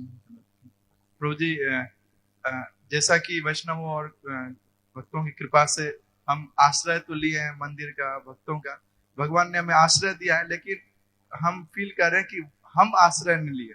मतलब जो इंस्ट्रक्शंस हैं, जो गुरु वैष्णव का जो शिक्षाएं हैं, उसको प्रॉपर फॉलो नहीं कर पा रहे। तो किस तरह से हमें उस चीज को हम और अच्छे तरीके से आश्रय ले सकते? देखिए, जो भक्ति का पथ है ना, इसमें असीमित उदारता भगवान रखते हैं। ऐसा कभी दिन नहीं आएगा कि भगवान बोलेंगे कि अच्छा अब बसंत प्रभु को मैं छोड़ देता हूं। ऐसा कभी नहीं होगा। लेकिन आपको दुख होगा कि अरे 20 साल से मैं इस्कॉन में था, मैं कुछ नहीं कर पाया। 10 साल से मैं इस्कॉन में था, मैं कुछ नहीं कर पाया। भगवान कभी आपको नहीं छोड़ेंगे, वैष्णव कभी आपको नहीं छोड़ेंगे, लेकिन आपको दुख होगा कि मैंने अपना समय व्यर्थ कर दिया। इसलिए बार बार अपने आप को स्मरण दिलाना चाहिए कि मेरा कितना सौभाग्य है कि मुझे वैष्णवों का आश्रय मिला। क्योंकि हम उस सौभाग्य को स्मरण नहीं रखते, फिर हम भक्ति में ढीले पड़ जाते हैं। और जो टालने वाली प्रवृत्ति है ना, आगे कर लूंगा, कल कर लूंगा, 1 साल बाद कर लूंगा, 5 साल बाद कर लूंगा। इसी तरह माया भ्रमित करती है। जो अभक्त हैं उनको माया बोलती है भक्ति मत करो, और जो भक्ति में आते हैं उनको माया बोलती है थोड़ा देर से करो। इतना ही डिफरेंस है। इसलिए बार बार अपने आप को स्मरण दिलाना है कि मुझे ही बाद में पछतावा होने वाला है, तो अगर मैं अपने लिए सहानुभूति रखता हूं तो आज से गंभीर हो जाऊं। और कोई प्रश्न है? माताओं में कोई प्रश्न? हरे कृष्ण।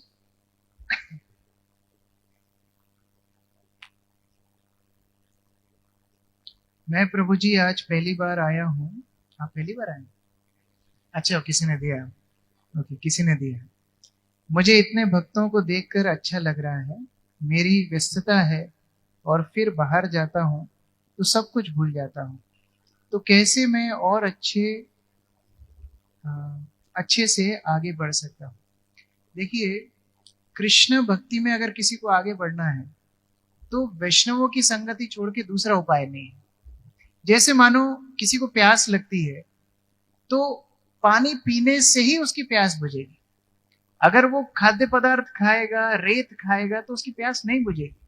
तो अगर कोई प्रश्न पूछता है कि मेरी प्यास बुझे लेकिन मैं पानी नहीं पी पा रहा हूं, तो उसका उत्तर क्या होगा? आपको समय निकाल के पानी पीना पड़ेगा। उसी तरह साधु संग से ही कृष्ण भक्ति का जन्म होता है। साधु संग से ही कृष्ण भक्ति पनपती है, और साधु संग से ही कृष्ण भक्ति की पराकाष्ठा पहुंचती है। तो मुख्य अंग साधु संग ही रहेगा। अब रही बात व्यस्तता की, तो समय निकालना पड़ेगा। आप में से कौन कौन कार्तिक मेला में गए थे? शिल्प मेला लगता है, कार्तिक मेला। हाँ, समय निकाल के गए। अभी किस किसने आईपीएल क्रिकेट मैच देखा था पिछले संडे? शर्माओ मत, आपकी मुस्कुराहट बता रही है, हाथ खड़ा करने की जरूरत ही नहीं। कैसे समय निकला? जिस चीज को हम पसंद करते हैं, प्राथमिकता देते हैं, समय निकालते हैं। तो उसी तरह कम से कम हफ्ते में एक बार, बहुत बड़ा समय का खर्चा नहीं है, समय हफ्ते में एक बार निकालिए, 2-3 घंटा यहाँ पर बैठिए, श्रवण कीजिए, भगवान का नाम लीजिए, प्रसाद लेके जाइए। ये एक संडे प्रोग्राम आपको हफ्ते भर के लिए रिचार्ज कर देगा। फिर अगले हफ्ते आइए, फिर रिचार्ज होकर के जाइए, और फिर धीरे धीरे प्रेरणा और मिलेगी, भगवान और प्रेरणा देंगे, तो हर रोज भी आ सकते हैं। लेकिन कम से कम शुरुआत हो, एवरी संडे शेड्यूल में बुक कर लीजिए कि 3 घंटा हमें 1 से 4 इस्कॉन मंदिर में ही रहना है। संकल्प करेंगे तो भगवान उसको पूर्ण कर देंगे। ठीक है, और कोई प्रश्न? कमल सिंह। हरे कृष्ण प्रभु जी। प्रभु जी, मेरा ये था कि इस ब्रह्मांड में सृष्टि में 3 शक्तियां हैं। पराशक्ति यानी अंतरंग शक्ति, और अपरा शक्ति यानी बहिरंग शक्ति, और जीव इसमें तटस्थ शक्ति है। कृष्ण बोलते हैं कि सभी जीवों का बीज में हूं।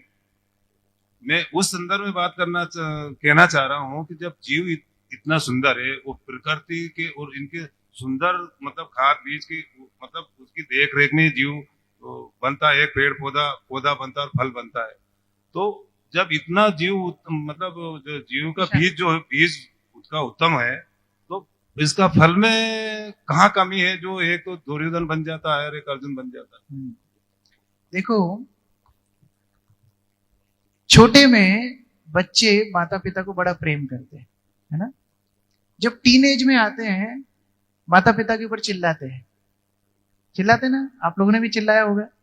विशेषतः मम्मी के ऊपर तो सब चिल्लाते हैं। मम्मी एक ऐसी है जिसके ऊपर हर बच्चा चिल्लाता है, अरे खाना नहीं दे रही हो मेरे को, अभी मैं हिला दूंगा, मिटा दूंगा, सब कर दूंगा। करते ना?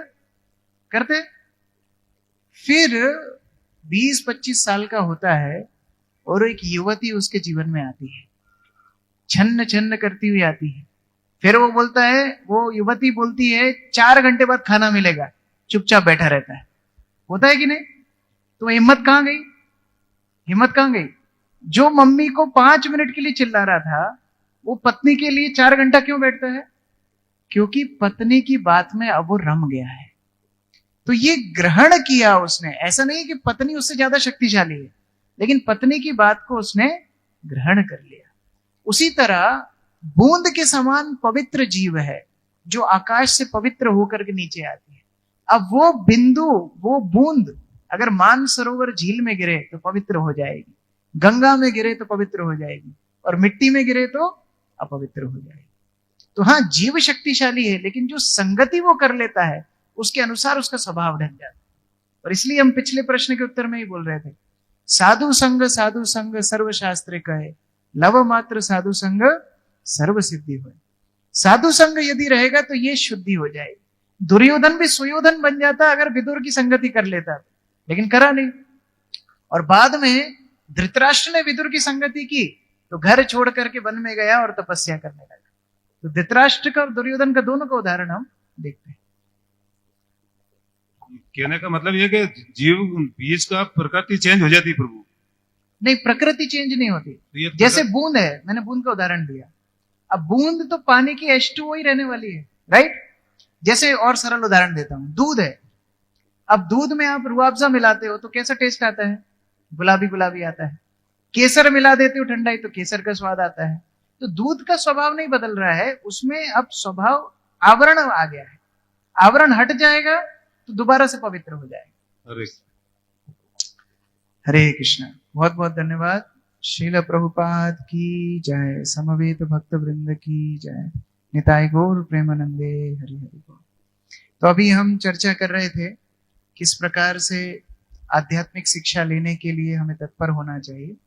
तो हमारे वैदिक संस्कृति में कई संस्कार है। तो हमारे एक भक्त हैं विक्रम प्रभु, उनकी सुपुत्री गौरांगी का आज विद्या आरंभ संस्कार हुआ है। तो हम उनको बुलाएंगे। गौरांगी आगे आ जाओ। श्री श्रीमद् भक्ति प्रेम स्वामी महाराज ने उनका विद्या आरंभ संस्कार किया, तो आज से वो कृष्ण भक्ति सीखने के लिए तैयार है। गौरांगी को आप देख पा रहे हो, ये गौरांगी है, और ये शिक्षा प्राप्त करके बाद में बहुत लोगों को कृष्ण भक्ति प्रचार करेंगी। हो सकता है 15-20 साल बाद यहां पर बैठ के आपको संडे क्लास देंगी। हरे कृष्ण।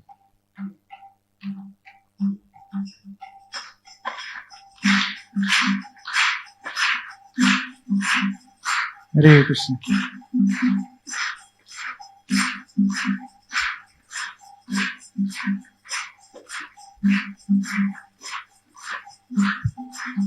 हरि बोल। ये विक्रम प्रभु हैं, अभी माता जी हैं, उनकी सुपुत्री गौरांगी।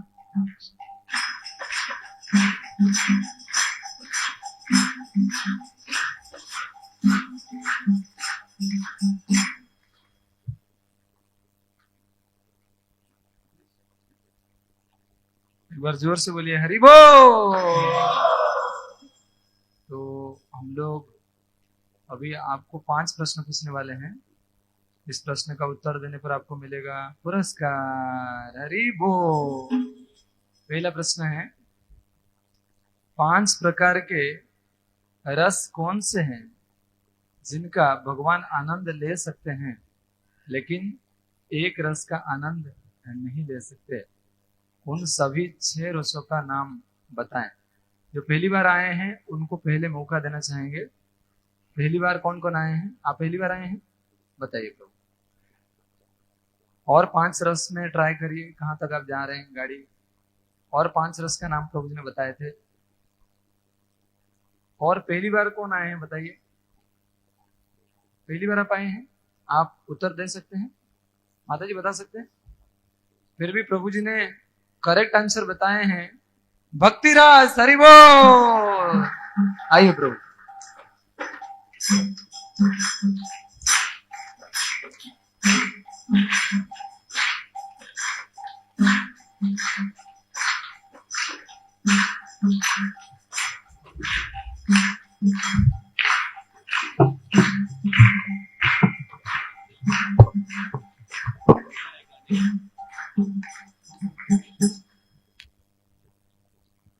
आपका नाम क्या है? कहाँ से आप? नानाखेड़ा से निवास है। कैसे आप आए? शुक्ला जी के इनविटेशन से आए। हरि बोल। बहुत बहुत धन्यवाद। तो बहुत अच्छा है, प्रभु जी ने भक्ति रस का उत्तर दिया और आने वाले समय में प्रभु जी भक्ति करेंगे। एक बार जोर से हरि बोल। अगले प्रश्न है, जीवों के बीच व्यवहार के प्रकार की दृष्टि से भौतिक जगत और आध्यात्मिक जगत के में क्या अंतर है? आपका उत्तर आज की कक्षा में हुई चर्चा पर आधारित होना चाहिए। बड़ा सरल उत्तर है, फिर भी नया लोग को पूछना चाहूंगा जो लोग अटेंटिवली सुने होंगे। आध्यात्मिक जगत में क्या ऐसा डिफरेंस है भौतिक जगत में जो नहीं है? माता जी बताइए, प्रयास करिए। यस,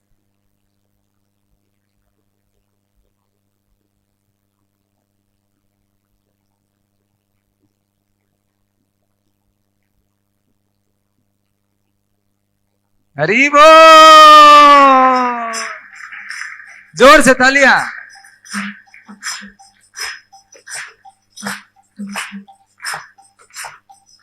और जोर से।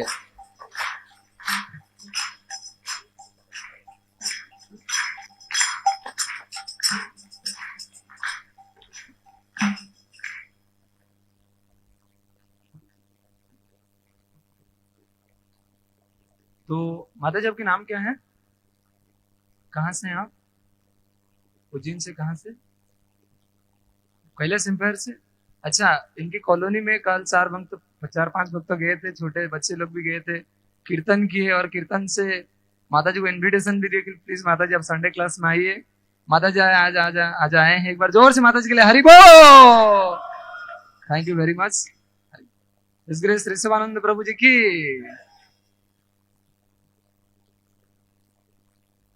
अगले प्रश्न है, महाभारत की युद्ध के लिए भगवान कृष्ण से सहायता लेने के लिए कौन से 2 व्यक्ति आए थे? वे भगवान कृष्ण के सामने किस स्थिति में खड़े थे और बैठे थे? जो भी हो, पहली बार जो लोग आए हैं उनसे ही मैं सवाल पूछना चाहूंगा। सिर्फ प्रभु हाथ बंद कर, जो पहली बार आए हैं। हाँ, किसी को बताने की जरूरत नहीं है, बैठिए, सिर्फ प्रभु बैठिए। हरि बोल, साइलेंट। पहली बार प्रभु जी उठ खड़े हो जाइए, बताइए।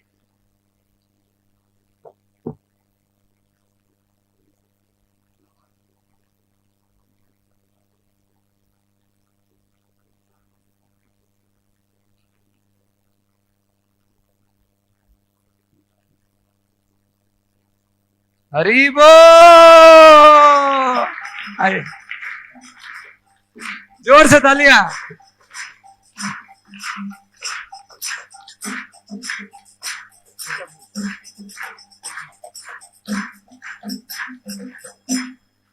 तो आपका नाम क्या है?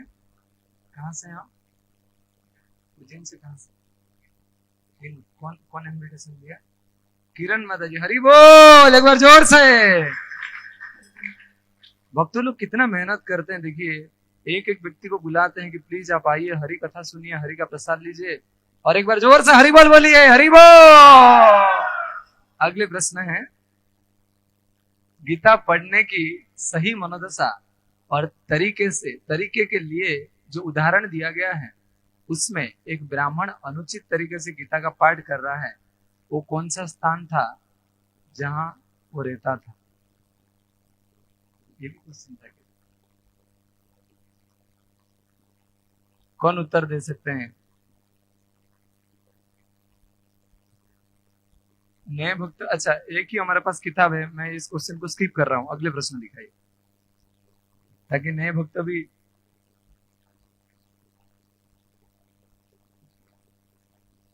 तो ये प्रश्न का, हाँ अच्छा आ गया है। तो अभी आपको फिर से प्रश्न में एक प्रश्न पूछना चाहता हूँ, ऊपर दिखाई थोड़ा सा। गीता पढ़ने की सही मनोदशा और तरीके के लिए जो उदाहरण दिया गया है, उसमें एक ब्राह्मण अनुचित तरीके से गीता का पाठ कर रहा है, वो कौन सा स्थान था जहां वो रहता था? नए माता जी कौन? प्रभु जी नए कौन है नए? थोड़ा हाथ उठाइए प्लीज, आपको ही मैं ढूंढ रहा हूँ, आप आए हैं इतना दूर से, कहाँ हैं आप?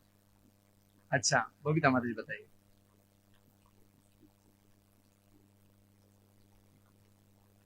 हाँ, साउथ मतलब साउथ में कहाँ पे? स्थान का नाम क्या है? साइलेंट। अच्छा, बोलिए। हाँ, और कोई? यस प्रो बताइए। श्री तेलंगाना, श्रीरंगम। हरि बोल।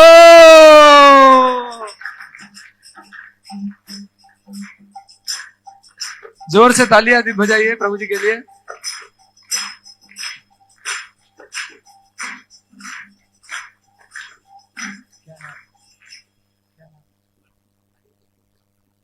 प्रभु जी वरुण प्रभु हैं, आईआईटी में पढ़ रहे हैं और आज आए हैं स्वदेश प्रभु के साथ। एक बार जोर से इनके लिए हरि बोल। अगले प्रश्न और अंतिम प्रश्न आज के लिए, फिर हम लोग मिलेंगे 6 तारीख को।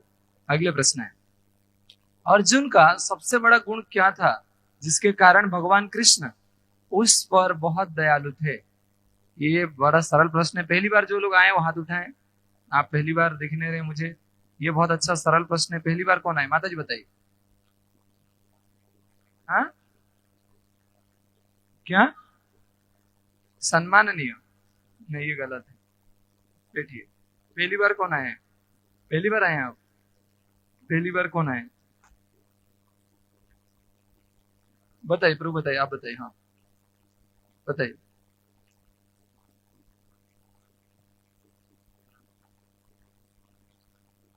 भक्ति तो था ही, एक शब्द प्रभु जी ने बताए थे, वो शब्दों को मैं ढूंढ रहा हूँ।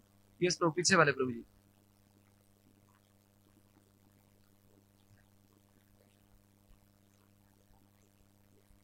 सारी आज्ञा मानते थे पूर्ण।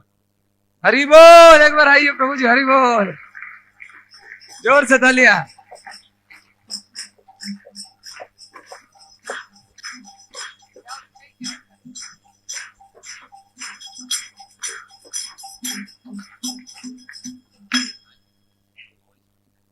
बॉयज हॉस्टल पॉलिटेक्निक से आशुतोष प्रभु यहाँ पे आए। एक बार जोर से इनके लिए हरि बोल।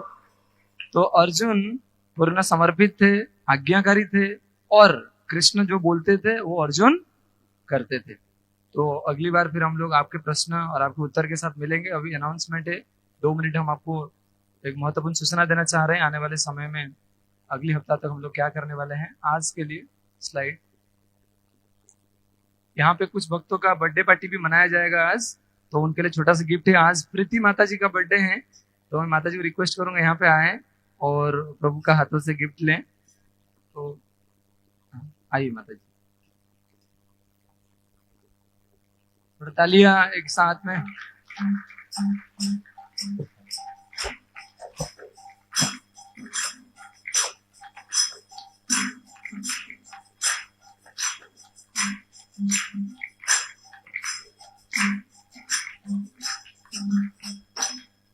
केक भी आ चुका है, ताकि यहीं पे बर्थडे सेलिब्रेट कीर्तन के बाद होगा। अगले स्लाइड। आज हमारे बहुत प्रिय भक्त प्रफुल्ल प्रभु कहाँ पे हैं? प्रफुल्ल, अच्छा, प्रफुल्ल प्रभु और स्वाति माता जी की एनिवर्सरी भी है। हरि बोल।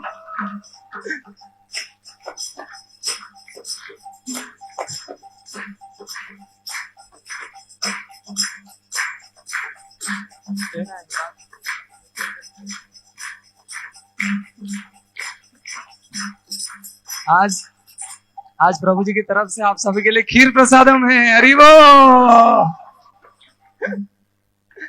और एक संबित प्रभु का नाम है, उनका बेटा का जन्मदिन है, और पूरा जो प्रसादम आप आस्वादन करने वाले हैं वो संबित प्रभु के ओर से आयोजित किया गया है। आज उनका बेटा का जन्मदिन है। एक बार जोर से हरे कृष्णा महामंत्र उनके लिए बोल सकते हैं। हरे कृष्णा हरे कृष्णा।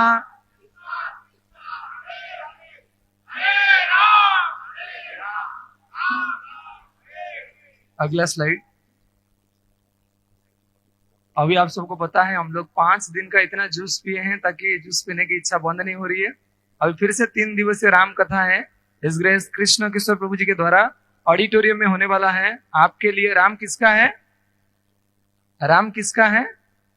एक बार जोर से बोले, राम किसका है?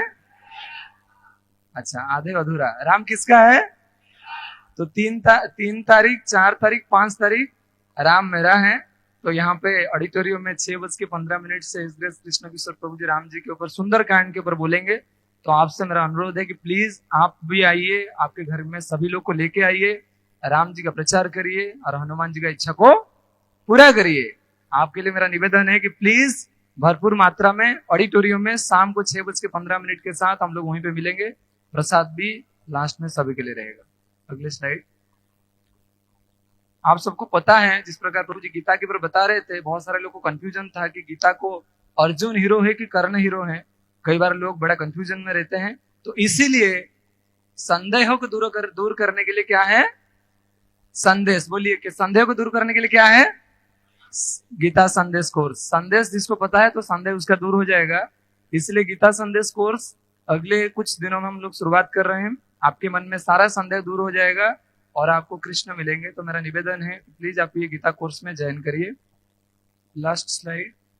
और जितने लोग यहाँ पे हर महीना भगवान के सुदामा सेवा में जुड़े हैं या फिर नित्य सेवा में जुड़े हैं, हर महीना कुछ पर्टिकुलर राशि भगवान की सेवा में दे रहे हैं, उनके लिए पहली बार 19 साल के बाद इस्कॉन उज्जैन मंदिर में नित्य सेवक मीट रखा गया है। हरि बोल। ये पहली बार इंडिया से कोने कोने में बहुत सारे भक्त आ रहे हैं और उज्जैन से 350 भक्त 6 तारीख को 4:30 बजे मंदिर में इकट्ठा हो रहे हैं। एक बार जोर से हरि बोल। मेरा आपसे हाथ जोड़ के विनम्र अनुरोध है, यदि आज तक आप सुदामा सेवा में जुड़े नहीं हैं तो प्लीज आपके दोस्तों को, आपके बंधु को पूछिए कि नित्य सेवा क्या होती है। आप उसमें जुड़ सकते हैं। भगवान की सेवा में आपका स्वार्थ जो आप कमा रहे हैं उसके कुछ अंश भगवान की सेवा के लिए दे सकते हैं, जिसमें गो सेवा, भगवान की फूलमाला की सेवा, प्रसादम, और सबसे बड़ी बात है संडे लव फीस्ट जैसे बहुत बड़े बड़े कार्यक्रम भी उसी धन से हम लोग करते हैं। तो आपसे मेरा निवेदन है आप इस सेवा में भाग लीजिए, दूसरों को इंस्पायर करिए कि धर्म को बढ़ाने के लिए जो लक्ष्मी हम देते हैं, धर्म रक्षते इति रक्षिता। जब हम धर्म को बढ़ाने के लिए हमारा समय, हमारा धन, हमारा मन, हमारा तन देते हैं तो भगवान कृष्ण हमारी सेवा में भी आते हैं।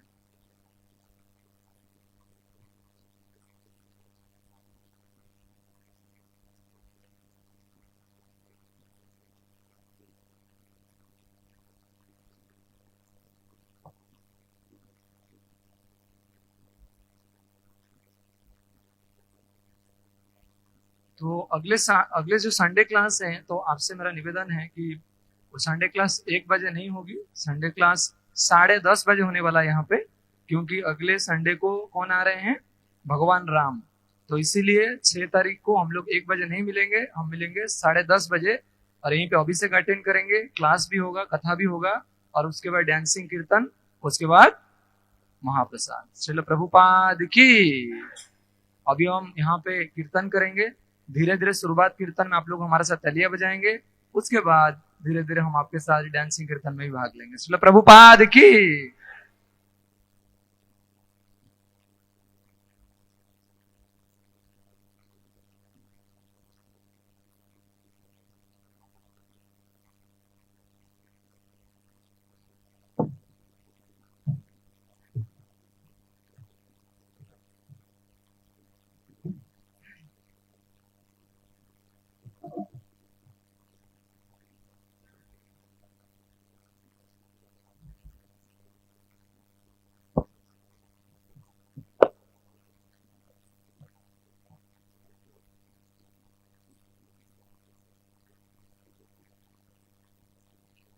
हरे कृष्णा।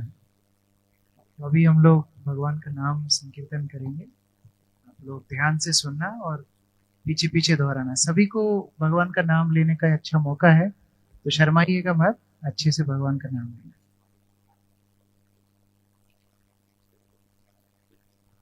हरे कृष्णा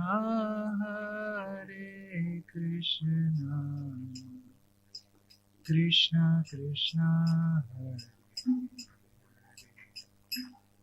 हरे राम राम राम हरे हरे। हरे कृष्णा कृष्णा कृष्णा हरे राम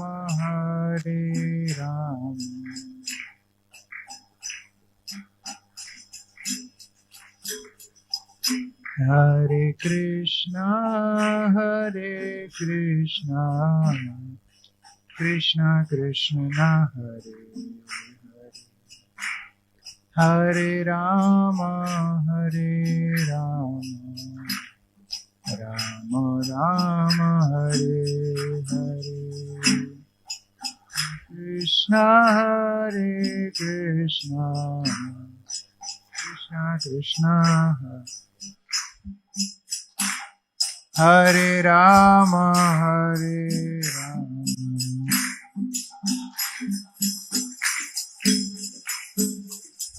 हरे कृष्णा कृष्णा कृष्णा हरे हरे हरे राम राम राम हरे हरे हरे कृष्णा कृष्णा कृष्णा हरे हरे राम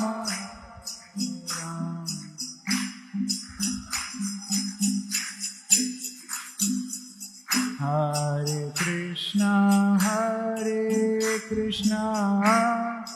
कृष्णा कृष्णा हरे हरे हरे राम राम राम हरे हरे हरे कृष्णा कृष्णा हरे हरे हरे राम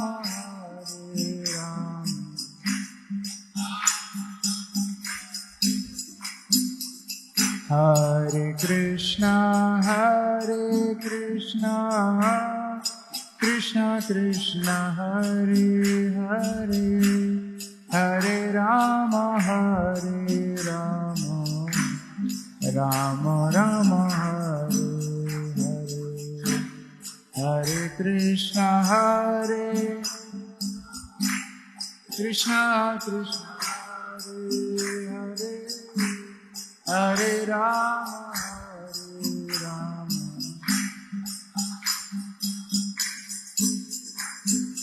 हरे कृष्णा कृष्णा हरे हरे हरे राम राम राम हरे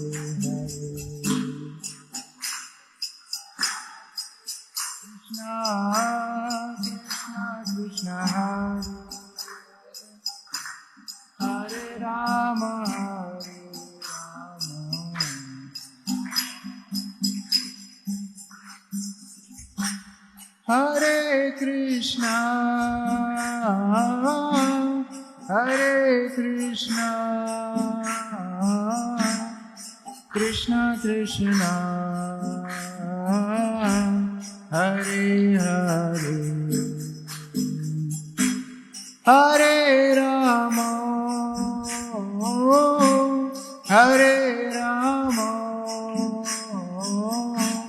राम राम हरे हरे हरे कृष्णा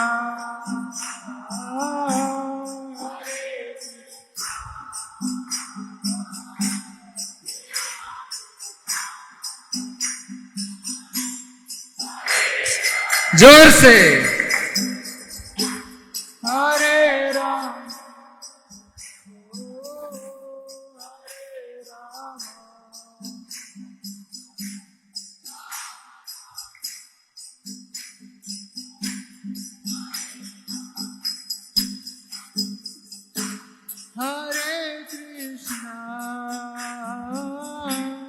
हरे कृष्णा कृष्णा कृष्णा हरे हरे हरे राम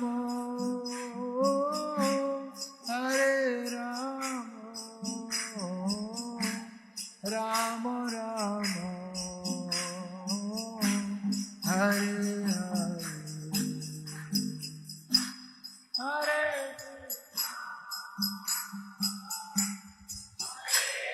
और जोर से कृष्णा हरे हरे राम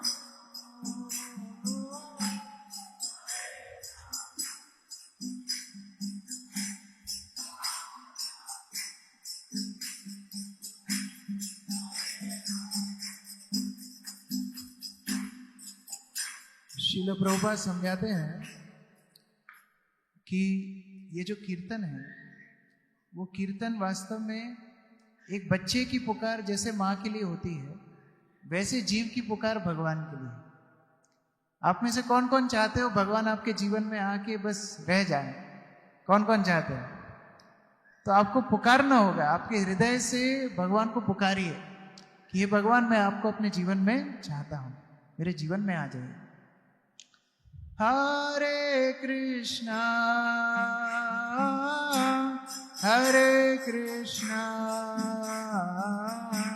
कृष्ण कृष्ण हरे हरे हरे राम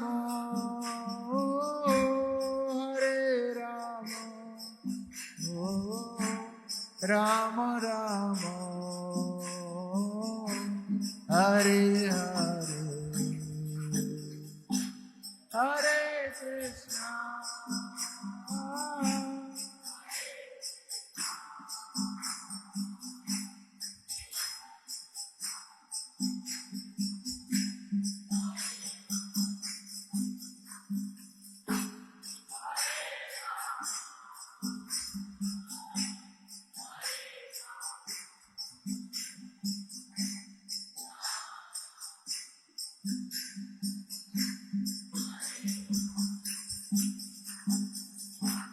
हरे कृष्णा हरे कृष्णा कृष्णा कृष्णा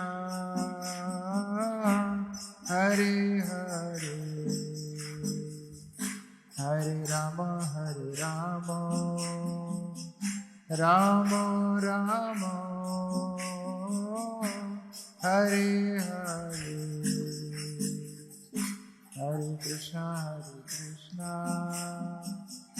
कृष्णा कृष्णा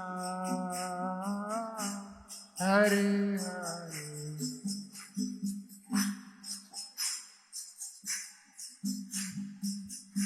राम राम हरे हरे कृष्णा कृष्णा कृष्णा हरे हरे हरे राम राम राम हरे हरे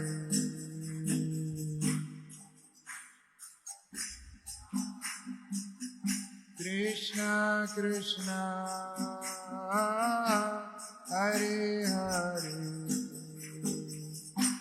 हरे राम राम राम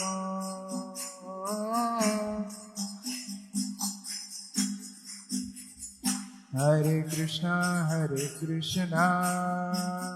कृष्णा कृष्णा हरे हरे हरे राम राम राम हरे हरे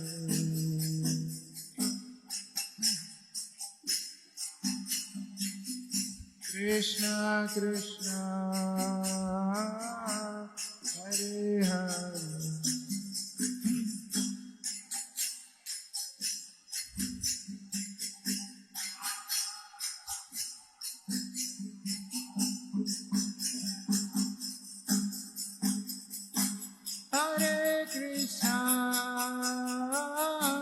हरे कृष्णा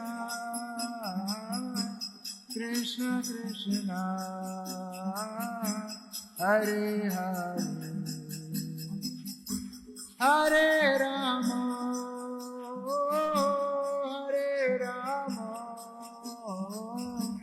राम राम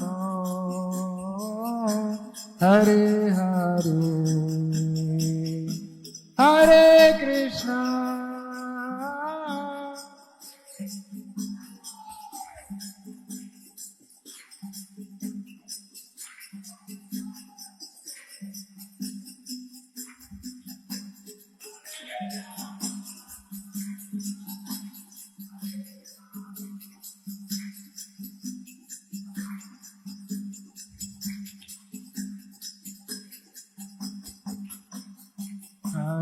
कृष्णा कृष्णा कृष्णा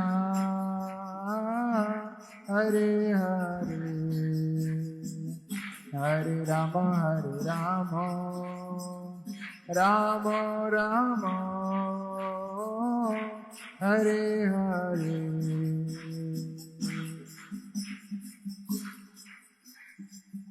कृष्णा कृष्णा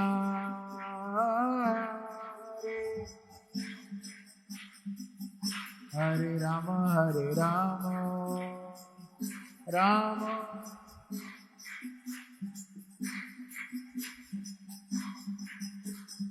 हरे कृष्णा कृष्णा कृष्णा हरे हरे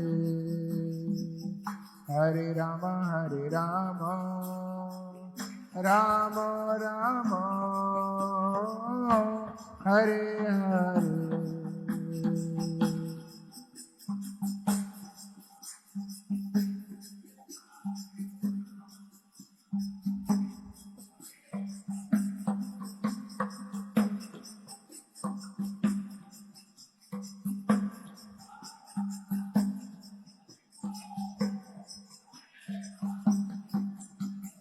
हरे कृष्णा कृष्णा कृष्णा हरे हरे हरे राम राम राम हरे हरे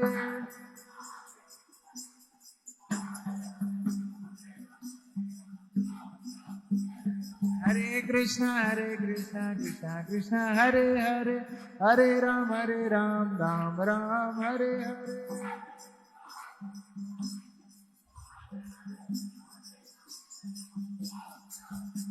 हरे कृष्णा कृष्णा कृष्णा हरे हरे हरे राम राम राम हरे हरे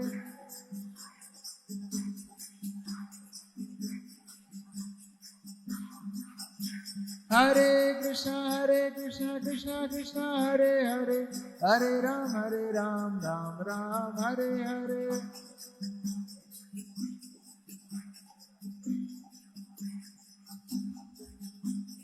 गोविंद जय जय गोपाल जय जय गोविंद जय जय गोपाल जय जय गोविंद जय जय गोपाल जय जय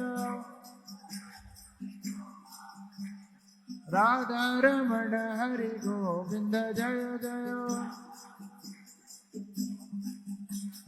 राधा रमण हरि गोविंद जय जय हरे कृष्णा कृष्णा कृष्णा हरे हरे हरे राम राम राम हरे हरे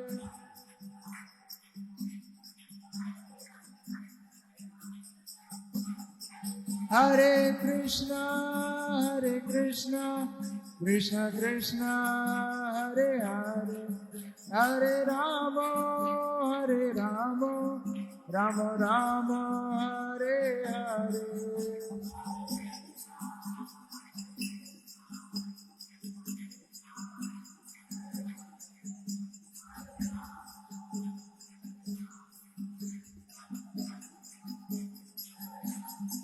हरे कृष्णा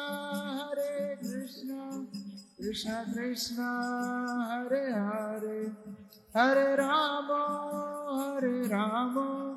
राम राम हरे हरे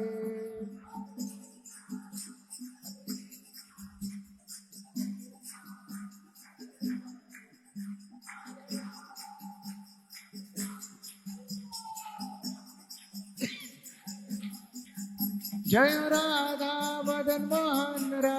मदन मोहन राधे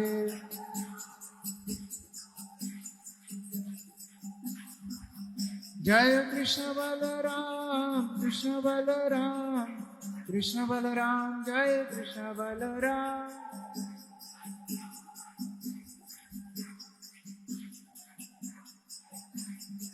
जय जगन्नाथ बलदेवा जय सुभद्रा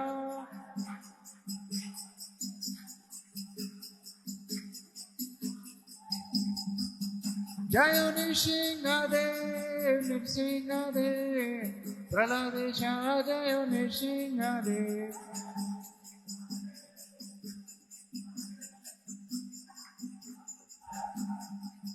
निताई गौर हरि बोल हरि बोल हरि बोल हरि बोल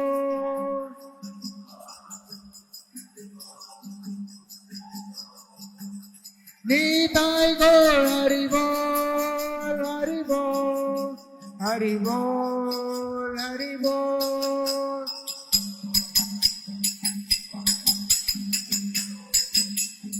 जय जय प्रभुपाद प्रभुपाद प्रभुपाद प्रभुपाद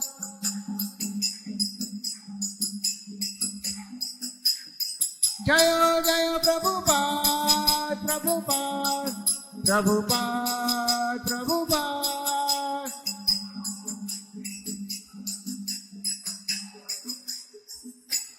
गौर प्रेमानंदे श्रील प्रभुपाद की जय समवेत भक्त वृंद की जय दाई गौर प्रेमानंदे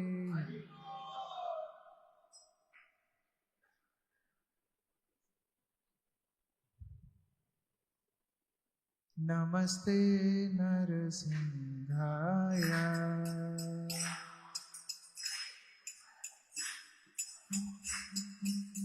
नमस्ते नरसिंहाय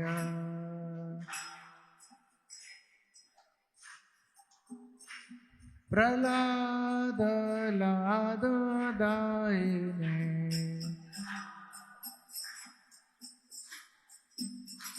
प्रहलाद लाद दायिने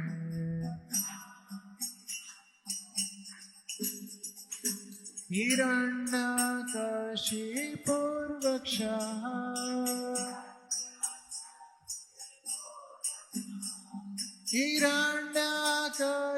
हिरण्यकशिपुर्वक्षः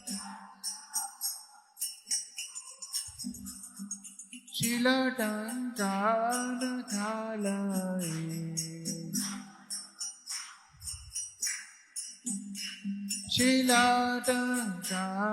शिलटङ्कानखालये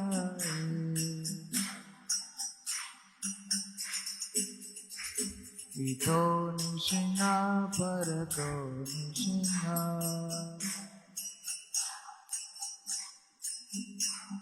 इतो निशिंहा परतो निशिंहा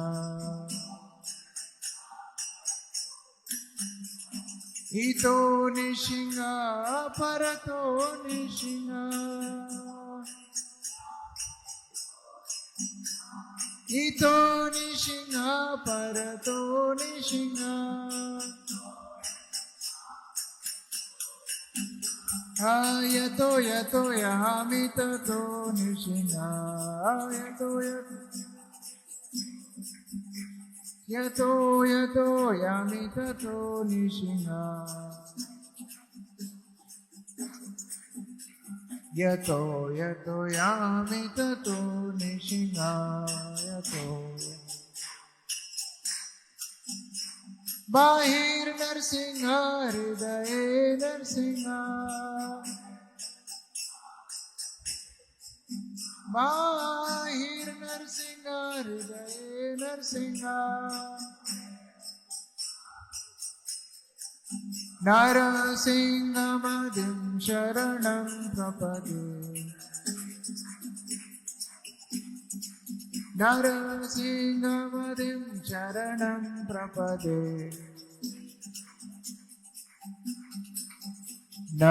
नरसिंहमदिं शरणं प्रपदे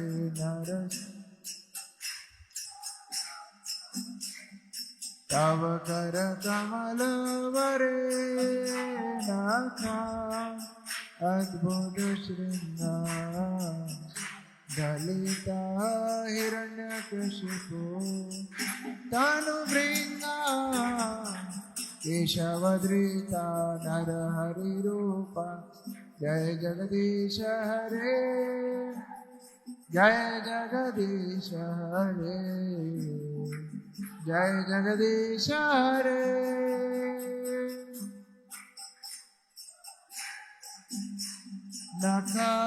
नखमद्भुत श्रृंग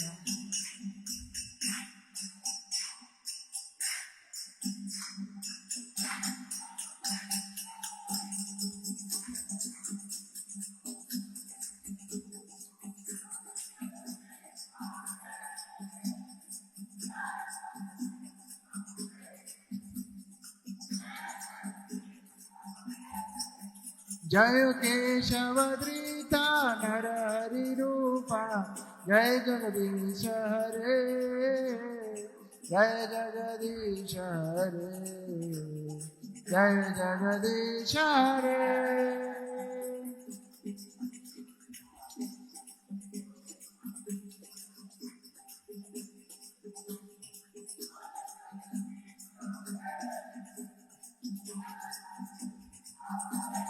जय नृसिंहदेव नृसिंहदेव प्रहलादेश जय नृसिंहदेव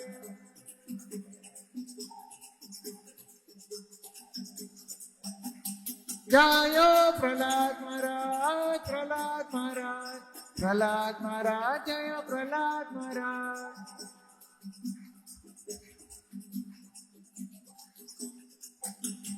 जय जय प्रभुपाद प्रभुपाद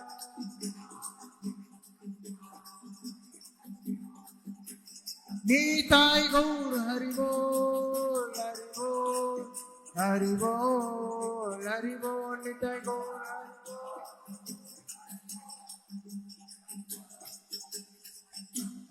गौर प्रेमानंदे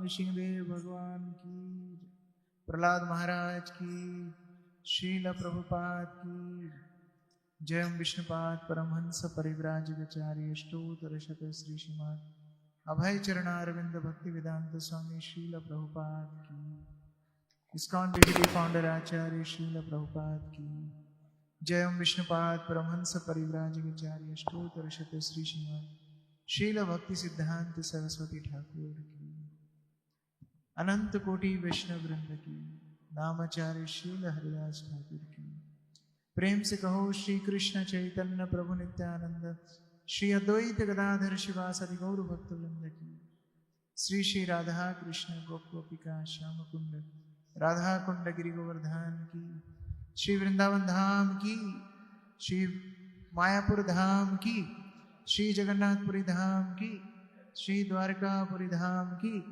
गंगा माई यमुना माई की भक्ति देवी तुलसी महारानी की समवेत भक्त वृंद की कलियुग पावन श्री हरिनाम संकीर्तन की निताई गौर प्रेमानंदे Hari Hari all glories to assembled devotees Hare Krishna all glories to Shri Shri Guru and Shri Gauranga all glories to Srila Prabhupada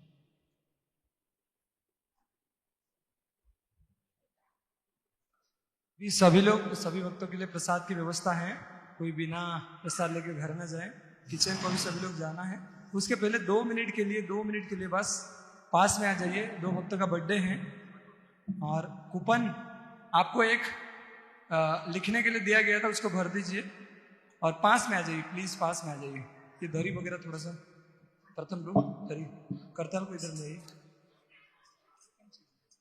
Arjun को अर्जुन प्रभु कूपन कूपन कूपन एक बार हम एक्सग्रेस कृष्ण कृष्ण प्रभु को धन्यवाद देंगे जोर से हरे कृष्ण महामंत्र बोल के हरे कृष्ण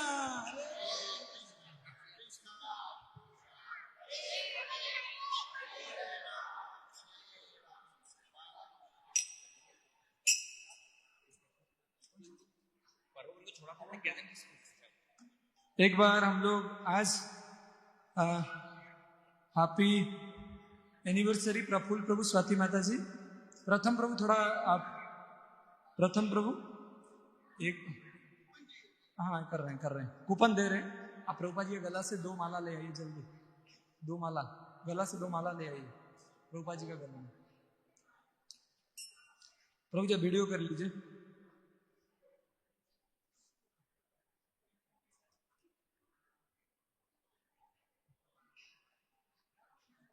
इसको ये फैन को अंश प्रभु, ये फैन को थोड़ा बंद। जय प्रभु क्यों करता थोड़ा बोलिए। ये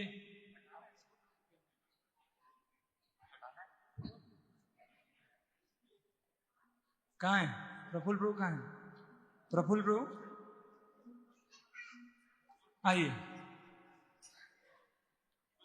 वीडियो कर लीजिए प्रभु, थोड़ा सा ये साइड कर दीजिए। नहीं अरे माता जी अच्छा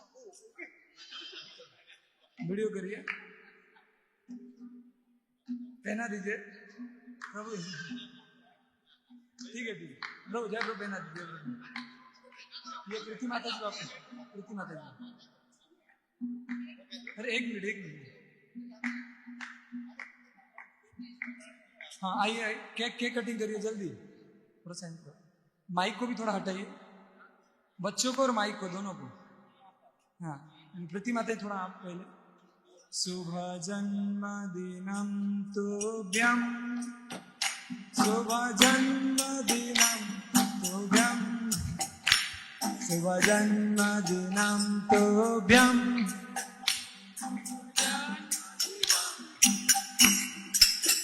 शुभ जन्मदिने तव है सकलम मधुरम भूयात्। शुभ जन्मदिनं तुभ्यं, शुभ जन्मदिनं तुभ्यं, शुभ एनिवर्सरी दिनं तुभ्यं। Happy birthday to you, happy birthday to you, may Krishna bless you, happy birthday to you,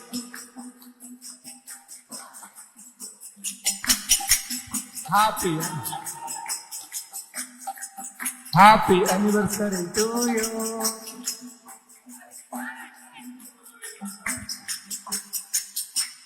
अभी अरे मैं बारंबार बोल रहा हूँ झूठा नहीं करने का, थोड़ा ध्यान रखना चाहिए। बच्चे किनका है? ठीक है, थोड़ा सा अभी बच्चों को थोड़ा रुद्राक्ष नाथी पकड़ लीजिए, बढ़िया है। बच्चे का जितना केक के लिए प्रेम है हमारा कृष्ण के लिए नहीं है। एक बार जोर से हरे कृष्णा हरे कृष्णा कृष्णा हरे हरे हरे राम राम राम हरे हरे हरे।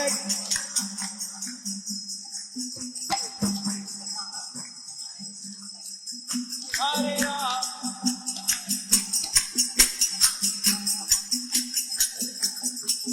हरे कृष्णा कृष्ण कृष्ण हरे हरे हरे राम राम राम हरे हरे हरे कृष्णा।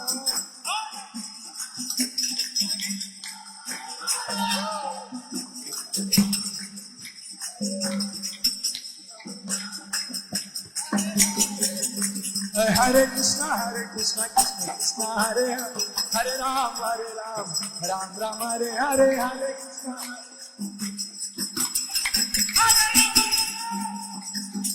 जय प्रभुपादा प्रभुपादा प्रभुपादा प्रभुपादा जय जय जय जय प्रभुपाद प्रभुपाद प्रभुपाद प्रभुपाद जय प्रभुपाद।